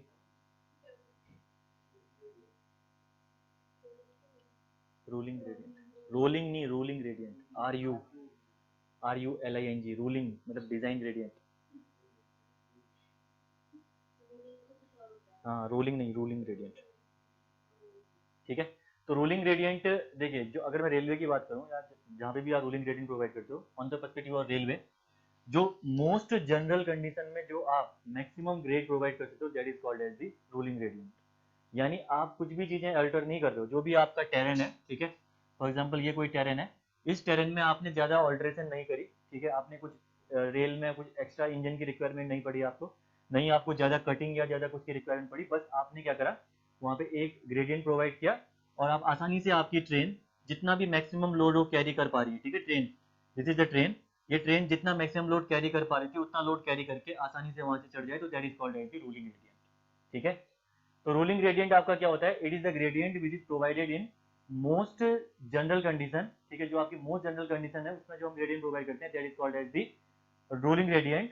और साथ में ग्रेडियंट ऐसा होना चाहिए कि ट्रेन अगर मैक्सिमम लोड भी अगर आपका कैरी कर पा रही है, मतलब ट्रेन अगर मैक्सिमम लोड से भी लोडेड है, तब भी वो लोड आपका ग्रेडियंट आसानी से क्या कर ले, कैरी कर ले। ऐसा ना हो कि ट्रेन मतलब ऊपर चढ़ाई और पीछे नहीं आती गाड़ियां, देखा truck loaded, loaded truck, overloaded truck बोल सकते हो आप उनको, ऊपर चढ़ाओगे वापस आते हैं ना पीछे। हाँ, कहीं ट्रेन के साथ ऐसा ना हो, तो इसीलिए हम लोग क्या करते हैं कि ग्रेड हम सिर्फ उतना ही रखेंगे कि आपका मैक्सिमम लोड जो ट्रेन कैरी कर सकती है, अगर वो भी लोड उसमें आ जाए तब भी ट्रेन आपकी उस ग्रेड से आसानी से पास हो जाए। ठीक है, हाँ, लेकिन इतना जरूर है कि इस केस में आपको एक्स्ट्रा चीजें कुछ भी चेंज करने की रिक्वायरमेंट नहीं है, नहीं ज्यादा नेचुरल फीचर्स को चेंज करने की रिक्वायरमेंट है, नहीं ट्रेन में आपको एक्स्ट्रा इंजन या कुछ और चीजें प्रोवाइड करने की रिक्वायरमेंट है, ये चीज आपको ध्यान रखना है, ठीक है। तो जस्ट जनरल कंडीशन में आपको ध्यान रखना है, लिखिए इसके बारे में पॉइंट। इसमें लिखिए it is the maximum gradient, it is the maximum gradient, it is the maximum gradient that can be provided, it is the maximum gradient that can be provided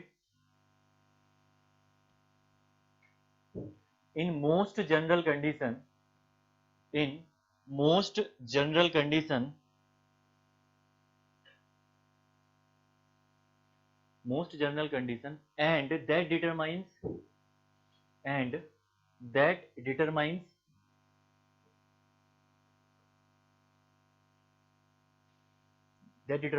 the maximum load, that determines the maximum load a locomotive can carry, a locomotive can carry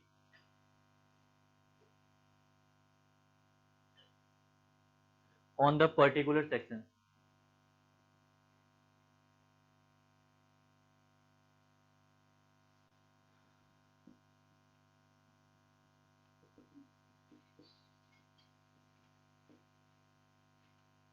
ठीक है, तो plane वाले reason में हम लोग provide करते हैं 1 in 152, 1 in 200 का, ठीक है।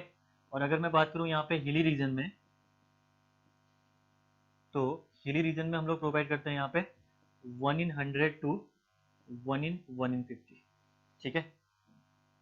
These are the general ruling gradient provided in plains and hills, और ये एग्जाम में पूछा गया है प्लेन के लिए, ध्यान रखना इससे पहले, ठीक है।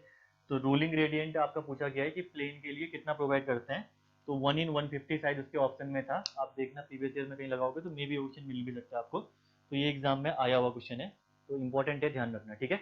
तो this is all about the ruling gradient. तो रूलिंग ग्रेडियंट का नाम आते ही आपको ध्यान रखना कि सिंपल सा ऐसा ग्रेडियंट जो कि हम लोग प्रोवाइड करते हैं in the most general condition without altering the features of the, yes, without altering the natural features, और आपका जो ट्रेन है उसको ऑल्टर करे बिना, उसके जो भी आपकी पावर है उसको ऑल्टर करे बिना जो हम लोग ग्रेड प्रोवाइड करेंगे that is called as the ruling gradient. लेकिन ग्रेड जो प्रोवाइड करोगे वो ऐसा ग्रेड प्रोवाइड करोगे कि मैक्सिमम लोड भी अगर आपका आ रहा है तो that load can be easily carried out, ठीक है, वो आसानी से उस लोड को कैरी कर ले। अगर नहीं कर पाएगी तो फिर उसके बाद आपको दूसरा ग्रेडियंट प्रोवाइड करना पड़ेगा, रूलिंग ग्रेडियंट नहीं प्रोवाइड करना पड़ेगा, ठीक है, समझ गए। अगला लिखिए इसके बाद next is the pusher gradient, second है आपका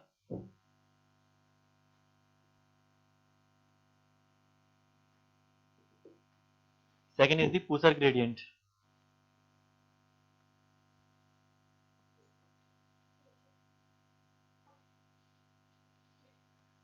ठीक है। पूसर ग्रेडियंट आपका सेकंड ग्रेडियंट है। देखिए जो आपका पूसर ग्रेडियंट होता है यहाँ पे आपको रिक्वायरमेंट होती है एक्स्ट्रा इंजन की, एक्स्ट्रा इंजन की। पहली बात तो जो ये पूसर ग्रेडियंट होता है that is steeper than the ruling gradient. Ruling gradient आपका माइल्डर होता है as compare to the pusher, pusher is steeper, ठीक है, ये ज्यादा स्टीपर होता है। तो यहाँ पे अगर कभी भी यहाँ से आपको ट्रेन गुजारनी है तो हमेशा आपको एक एक्स्ट्रा इंजन की रिक्वायरमेंट पड़ेगी ही पड़ेगी। एक्स्ट्रा इंजन के बिना आप लोग कभी भी ट्रेन को यहाँ से नहीं गुजार सकते हो, ठीक है, ये चीज आपको ध्यान रखनी है। अब बात ये आती है कि हम इसको प्रोवाइड करते क्यों हैं, ठीक है, क्यों हमें पूसर ग्रेडियंट की रिक्वायरमेंट पड़ रही है, कि क्यों नहीं हम लोग वहाँ पे कोई और चीजें, फॉर एग्जाम्पल कुछ और हमारे पास ऑप्शन नहीं है क्या इसके अलावा। चलो देखिए कभी कभी कंडीशन क्या बनती है ना, हाँ जैसे ये माउंटेन है, ठीक है, माउंटेन है और आपको यहाँ से ट्रेन गुजारने का इतना भी स्टीप नहीं होगा, थोड़ा सा ये स्टीप दे रहा हूँ मैं, ठीक है, ये माउंटेन है, ठीक है। अब यहाँ से आपको ट्रेन गुजारनी है, ये ट्रेन की पटरी है और यहाँ से आपको ट्रेन गुजारनी है, ठीक है। तो देखिए आपके पास एक ऑप्शन तो ये है कि आप यहाँ से रेलवे ट्रैक को बनाओ और नीचे लेके जाओ आसानी से, ठीक है। दूसरा ऑप्शन यहाँ से ये हो सकता है कि टनल कर लो यहाँ पे आप, है ना, ये टनल बना लो और टनल के थ्रू आप लेके जाओ। तीसरा ऑप्शन क्या हो सकता है, तीसरा ऑप्शन आप साइड से पीछे से कट करो यहाँ से और घुमा के पीछे से लेके आओ, है ना, घुमा के पीछे से लेके आओ, साइड से कट करके इसके बैक साइड से या फ्रंट साइड से घुमा के लेके आओ आगे की तरफ, ठीक है। ये तीन आपके पास ऑप्शन बचते हैं यहाँ पे। अब देखिए इसमें से जो मोस्ट फिजिबल ऑप्शन होगा उसी की तरफ से जाओगे ना आप लोग। अगर एक इंजन लगा के, जस्ट एक इंजन एक्स्ट्रा लगा के अगर आप लोग सीधे इस ट्रेन को यहाँ से आसानी से नीचे लेके आ सकते हो तो ऑब्वियसली बात है क्यों आप लोग यहाँ पे टनल का फॉर्मेशन करोगे, कितनी कॉस्ट लगती है टनल में, ऑब्वियसली बात है ना। साथ में क्यों उसकी लेंथ इंक्रीज करोगे कि आप साइड से लेंथ बढ़ा दी आपने यहाँ पे, है ना। तो जहां पे अगर आपको लेंथ को रिड्यूस करना है, ठीक है, वहां पे हम लोग क्या करते हैं, या एक्स्ट्रा कॉस्ट आपकी लग रही है, ज्यादा कटिंग आपकी हो रही है, उस केस में हमेशा हम लोग क्या प्रोवाइड करते हैं, पूसर ग्रेडियंट प्रोवाइड करते हैं by providing the one extra engine. वहां पे हम लोग एक एक्स्ट्रा इंजन प्रोवाइड करेंगे और एक एक्स्ट्रा इंजन के साथ जो आपका स्लोप है उस स्लोप से हम लोग ट्रेन को क्या करा देंगे, पास करा देंगे आसानी से। ठीक है, अब इतना भी नहीं होता है लेकिन ऑब्वियसली बात है, जस्ट फॉर एग्जाम्पल, समझ गए ना। लिखिए इसके बारे में, चलो अगला पॉइंट लिखिए इसमें, pusher gradient, pusher gradient is the gradient, is the gradient where an extra engine is required, where an extra engine is required, where an extra engine is required to push the train, extra engine is required to push the train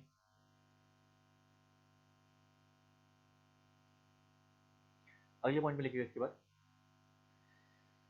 these are steeper gradient, these are steeper gradient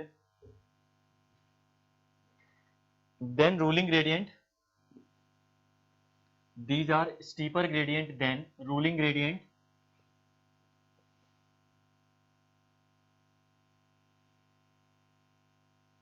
and are provided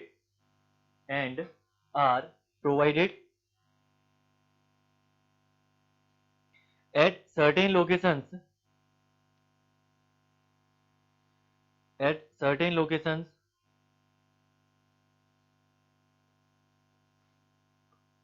of mountains to avoid heavy cutting,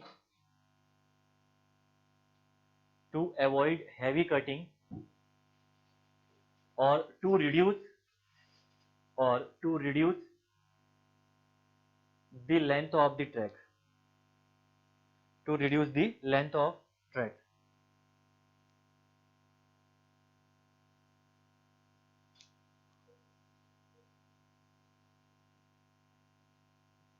ठीक है, length of the track. Okay, देखिए अगला gradient आपका आता है उसके बाद, next है that is the momentum gradient.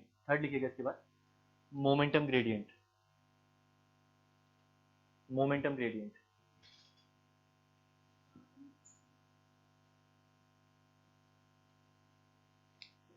Momentum gradient, ठीक है। देखिए मोमेंटम ग्रेडियंट से आप जस्ट नाम से भी समझ सकते हो, एक फॉलिंग ग्रेड आपका फॉलो करता है, राइट, आपका किसको, राइजिंग ग्रेड को। यानी आपका देखिए पहले क्या करोगे आप, पहले प्रोवाइड करोगे यहाँ पे आप एक फॉलिंग ग्रेड, ठीक है, ये आपने प्रोवाइड किया falling grade. Falling grade provide करने के बाद आप क्या करोगे, राइजिंग ग्रेड, ठीक है, this is the falling grade, falling grade, ठीक है, और यहां से ट्रेन आ रही, इस फॉलिंग ग्रेड में हो रहा क्या, इस फॉलिंग ग्रेड में ट्रेन पकड़ लिए मोमेंटम, ठीक है। उसके बाद ये आपका है पिकअप, यस बिल्कुल, this is the pickup and this is the rising grade, rising grade, ठीक है। इसको हम लोग बोलते हैं मोमेंटम ग्रेडियंट, इसको हम लोग क्या बोलते हैं, मोमेंटम ग्रेडियंट। तो यहाँ पे आपने कुछ एक्स्ट्रा ग्रेडियंट प्रोवाइड नहीं किया, ठीक है। अगर रूलिंग ग्रेडियंट आप प्रोवाइड कर भी सकते थे, नहीं भी प्रोवाइड कर सकते। फॉर एग्जाम्पल अगर आपने रूलिंग ग्रेडियंट यहाँ पे प्रोवाइड किया तो रूलिंग ग्रेडियंट इसके लिए बैठता कुछ ऐसा, देखिए यहाँ पे, ठीक है। रूलिंग ग्रेडियंट अगर आप प्रोवाइड करते हैं यहाँ पे तो थोड़ा सा ऊपर बैठता उसके रूलिंग ग्रेडियंट, लेकिन क्योंकि आपने यहाँ पे मोमेंटम ग्रेडियंट प्रोवाइड कर रखा है तो आसानी से आपकी ट्रेन यहाँ से पास हो जाएगी, रूलिंग ग्रेडियंट की रिक्वायरमेंट पड़ेगी ही नहीं इस केस में, ठीक है। तो इस केस में कभी भी रूलिंग ग्रेडियंट की रिक्वायरमेंट नहीं पड़ेगी, आसानी से आपकी ट्रेन यहाँ से आएगी, ठीक है, ये ट्रेन आएगी यहाँ से और मोमेंटम गेन करेगी और मोमेंटम के साथ ही आपकी क्या हो जाएगी, यहाँ से पिकअप करते हुए पास हो जाएगी। इसको हम लोग बोलते हैं मोमेंटम ग्रेडियंट, ठीक है। कभी भी ध्यान रखना जहां पे भी मोमेंटम ग्रेडियंट प्रोवाइड कर रखा है उस वहां पे कभी भी सिग्नल्स नहीं लगे रहते, स्टॉप एंड आपका स्टार्ट वाली सिग्नल जो भी होंगे वहां पे कभी भी नहीं लगे रहेंगे जहां पे आपने ये प्रोवाइड कर रखा है, कौन सा, मोमेंटम ग्रेडियंट, ठीक है। तो एग्जाम में क्वेश्चन पूछ सकता है कि इनमें से कौन से आपका ग्रेडियंट में कभी भी सिग्नल्स का यूज हम लोग नहीं करते हैं, तो इन case of the momentum gradient, ठीक है ना, क्योंकि अगर ट्रेन ने मोमेंटम खो दिया तो ऑब्वियसली बात है फिर ये पास नहीं कर पाएगी, यहाँ से पास नहीं कर पाएगी। हाँ बिल्कुल ठीक है ना। तो मोमेंटम ग्रेडियंट में आपका मोमेंटम बहुत इंपॉर्टेंट रोल प्ले करता है, जिसकी वजह से हम लोग कभी भी सिग्नल्स का यूज यहाँ पे नहीं करते। ठीक है, देखिए इसमें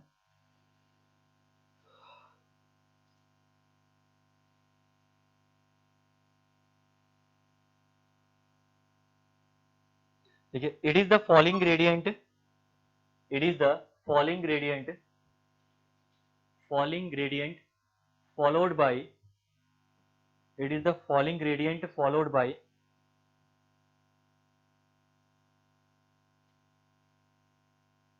a rising gradient, followed by a rising gradient,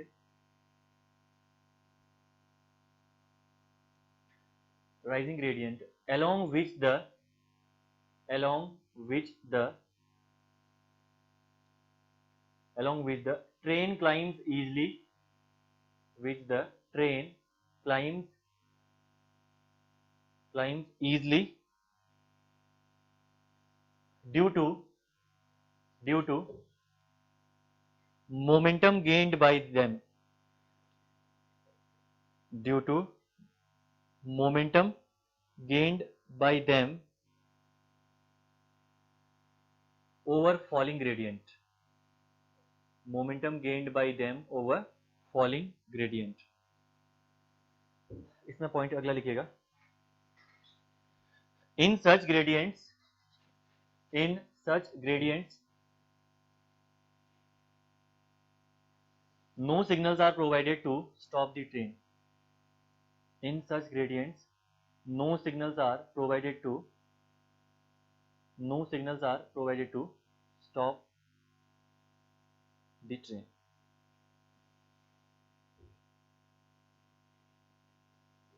next final लिखिएगा उसके बाद आप यहाँ पे, that is the station yard gradient, station yard gradient, station yard gradient is the final gradient जो आप लोग प्रोवाइड करते हो। ठीक है, स्टेशन यार्ड ग्रेडियंट। ठीक है, और यही ग्रेडियंट है जो आपका आंसर था, आपने पूछा था ना क्वेश्चन। स्टेशन यार्ड ग्रेडियंट का यूज हम लोग करते हैं मिनिमम ड्रेनेज पर्पज से, कहाँ पे, स्टेशन में। सिंपल सी बात है, स्टेशन में यूज करते हैं। एक और इसका रीजन रहता है इसको प्रोवाइड करने का, होता क्या है, देखो कभी कभी जरूरी नहीं है कि आपका कभी भी स्टेशन एकदम स्ट्रेट अलाइनमेंट में ही मिले आपको, कहीं कहीं पे ये आपका अलाइनमेंट थोड़ा सा आपका ग्रेडियंट के फॉर्म में हो सकता है, यानी आपका ये क्या हो सकता है, हाँ इंक्लाइन फॉर्म में हो सकता है। तो उस केस में क्या हुआ, आपकी ट्रेन यहाँ से मूव करती हुई आई, आई यहाँ पे, और आपने यहाँ पे ट्रेन को खड़ा कर दिया, उसके बाद आप निकल के चले गए, कुछ देर बाद आए यहाँ पे और ट्रेन थी नहीं यहाँ पे। ठीक है, ट्रेन अपने आप चल रही है उसके बाद पीछे। तो गाड़ियों के साथ होता है ना, जैसे गाड़ियाँ कहीं कहीं खड़े करते हो आप लोग, जैसे आपने हाँ गाड़ी में ऐसा खड़ा कर दिया यहाँ पे। एक दिन मेरे सामने हुई थी, हमारे में पहले शॉप थी वहीं ताजुल में, हाँ उसने क्या करा पता नहीं, गाड़ी खड़ी करी और बाहर उतरा और नीचे आया, और गाड़ी थोड़ी देर में पहुंच गई नीचे स्टेशन। स्टेशन में गाड़ी अपने आप चल रही थी पीछे, वो तो किसी ने अंदर जाके गाड़ी को ब्रेक मार लिया। ठीक है, तो वो कंडीशन आपकी बन जाएगी किसके साथ, ट्रेन के साथ, अगर आपने स्टेशन यार्ड ग्रेडियंट प्रोवाइड नहीं किया होगा। ठीक है, तो स्टेशन यार्ड ग्रेडियंट का काम होता है, एक तो होता है आपका ड्रेनेज को प्रोवाइड करना, सफिशिएंट ड्रेनेज आपको अलाउ करना कहाँ पे, उसमें। ठीक है, और साथ में दूसरा आपका होता है यहाँ पे मूवमेंट ऑफ लोकोमोटिव या वैगन्स को प्रिवेंट करना। ठीक है, जब आपकी ट्रेन स्टेशनरी पोजीशन में है तो उस केस में लोकोमोटिव या वैगन आपके मूव ना करे। ठीक है, लिखिए इसमें। और इसके ड्रेनेज की भी एग्जाम में पूछे गए हैं, इंपॉर्टेंट है, याद रखना। ठीक है, लिखना इसमें, it is the minimum gradient, it is the minimum gradient provided in station yard, minimum gradient provided इन, अच्छा लास्ट लाइन रिपीट कर दीजिए, लास्ट लाइन में मैंने क्या बोला था, ये क्वेश्चन कब आया था मुझे तो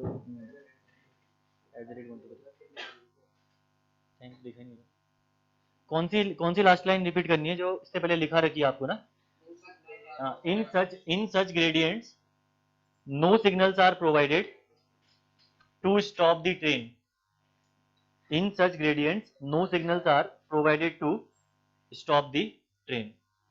सर पीछे करके देख रही, सर बैक करके, फोटो मेरी राइटिंग अपने को समझ में आते हैं, जैसे आ जाएंगे उसको, लेकिन चलो दिखा दिया। देखो इसमें स्टेशन यार्ड ग्रेडियंट में लिखिएगा, ओके ठीक है, इसमें लिखिए it is the minimum gradient provided, in the station yard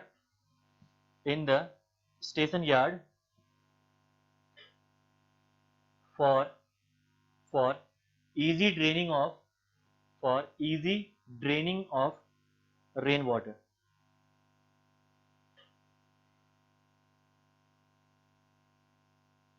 then इसके नीचे लिखिए मैक्सिमम लिमिट, लिखिए जस्ट इसमें लिखना, इसी के लिए लिखना, ठीक है, मैक्सिमम लिमिट लिखना फॉर इंडियन रेलवे लिखना, या अकॉर्डिंग टू इंडियन रेलवे या for Indian railway, maximum limit लिखना इसके नीचे जस्ट। नंबर 1 लिखिए, इसमें इंपॉर्टेंट दोनों, ठीक है। नंबर 1 लिखिए, minimum gradient must be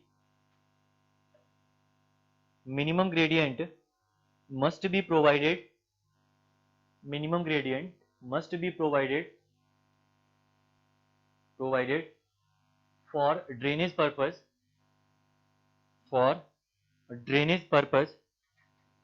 is equal to आपका होता है यहाँ पे 1/1000, ठीक है। This is the minimum gradient provided for the drainage purpose. तो अब एग्जाम में दोनों तरीके से क्वेश्चन पूछता है, जस्ट ये क्वेश्चन भी सीधे सीधे पूछ देगा, स्टेशन यार्ड के नाम पे नहीं पूछेगा, वो बोलेगा कि कितना स्लोप हम लोग प्रोवाइड करते हैं for the drainage purpose in the station. दूसरा लिखिए इसमें,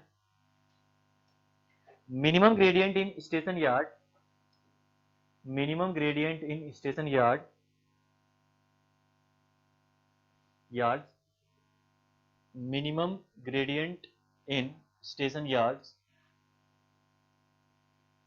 to prevent the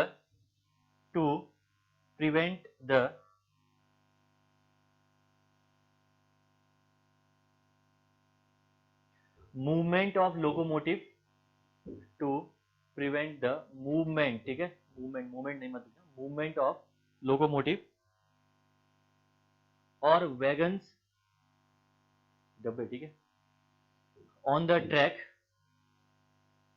track due to effect of gravity,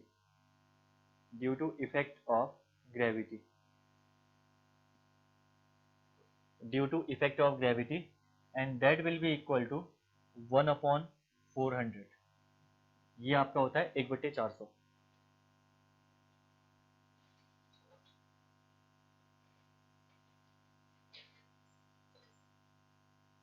ठीक है, एक लास्ट हेडिंग डालिए आज की, ठीक है, जस्ट तो 5-7 लाइन है उसमें।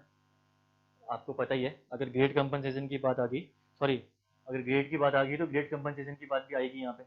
तो हेडिंग लिखेगा इसके नीचे, इसके बाद grade compensation of curves,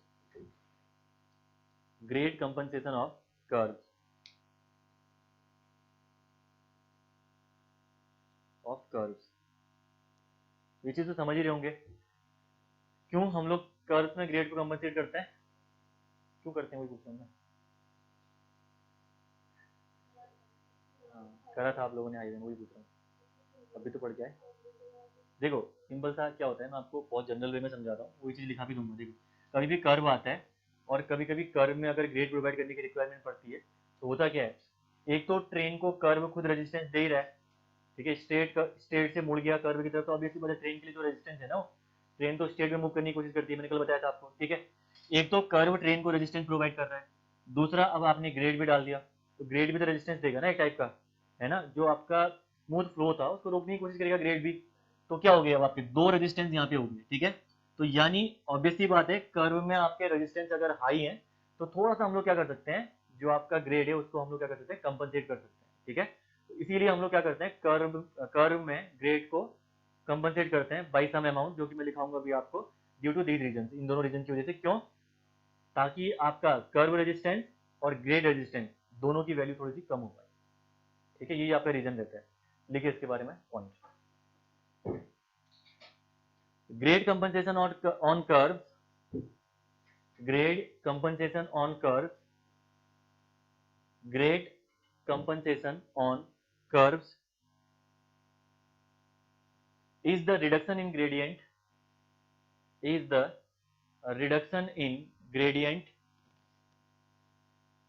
gradient में reduction है,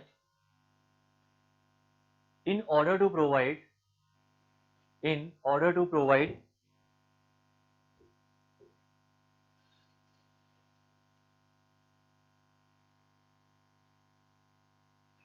resistance beyond, in order to provide resistance beyond the allowable limits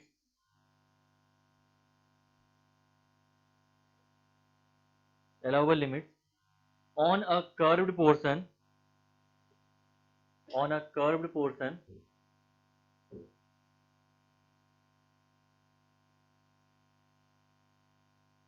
of a track.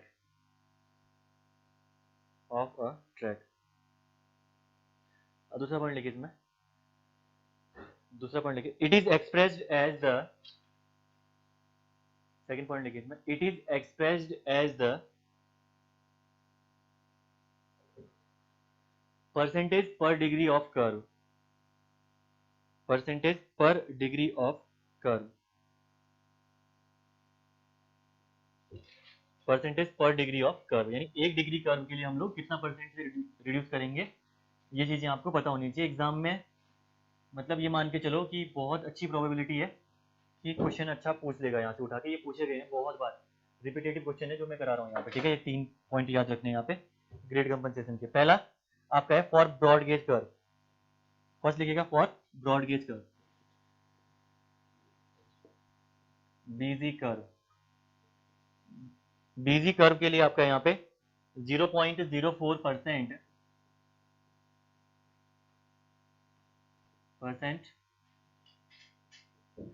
पर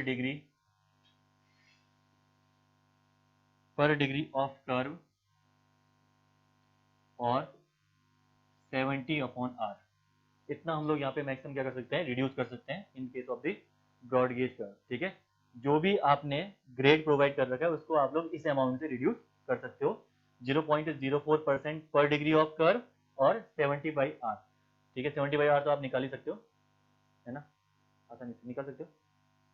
यहाँ पे परसेंट पर डिग्री दिया हुआ है ना, तो पहले डिग्री को फॉर्मूले में रखना पड़ेगा और परसेंटेज को 100 से मल्टीप्लाई कर देना, तो आंसर निकल के आ जाएगा, ठीक है। जो भी निकलेगा चेक कर लेना।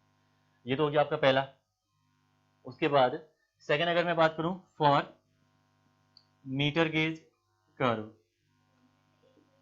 ना ये एक ही चीज है, इसी चीज को कन्वर्ट करके यहाँ लिखा गया है ना, 70/R या 0.04 पर डिग्री ऑफ कर्व। अगला यहाँ पे 0.03% पर डिग्री ऑफ कर्व और 52.5/R,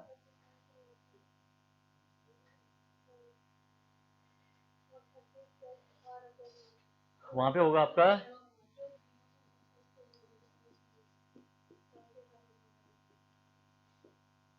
75 था, 70 था वहां पे, 75/R, should not greater than लिख दिया ना मैंने, ठीक है, हाईवे के केस में, ओके। थर्ड अगर मैं बात करूं यहाँ पे for narrow gauge curve, narrow gauge के केस में आपको होता है 0.02, इजी है याद करना है, परसेंटेज के फॉर्म में ही पूछा गया है बहुत बार एग्जाम में, ठीक है। नहीं यहाँ भी नहीं करते हैं, ठीक है, 35/R, 35/R, ठीक है। तो 0.04% पर डिग्री ऑफ कर्व, 0.03% पर डिग्री ऑफ कर्व और 0.02% पर डिग्री ऑफ कर्व, ये तीन आपके हैं ग्रेड कंपनसेशन के वैल्यूज यहाँ पे, ठीक है।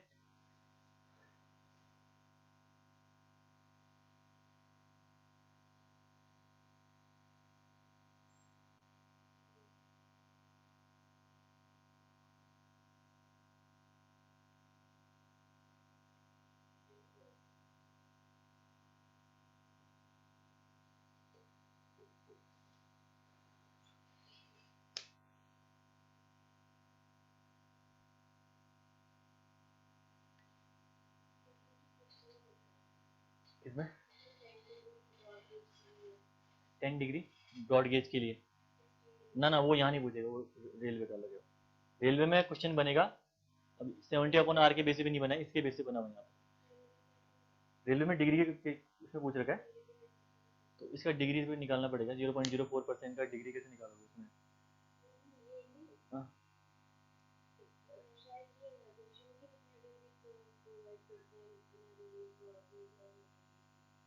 कितना डिग्री,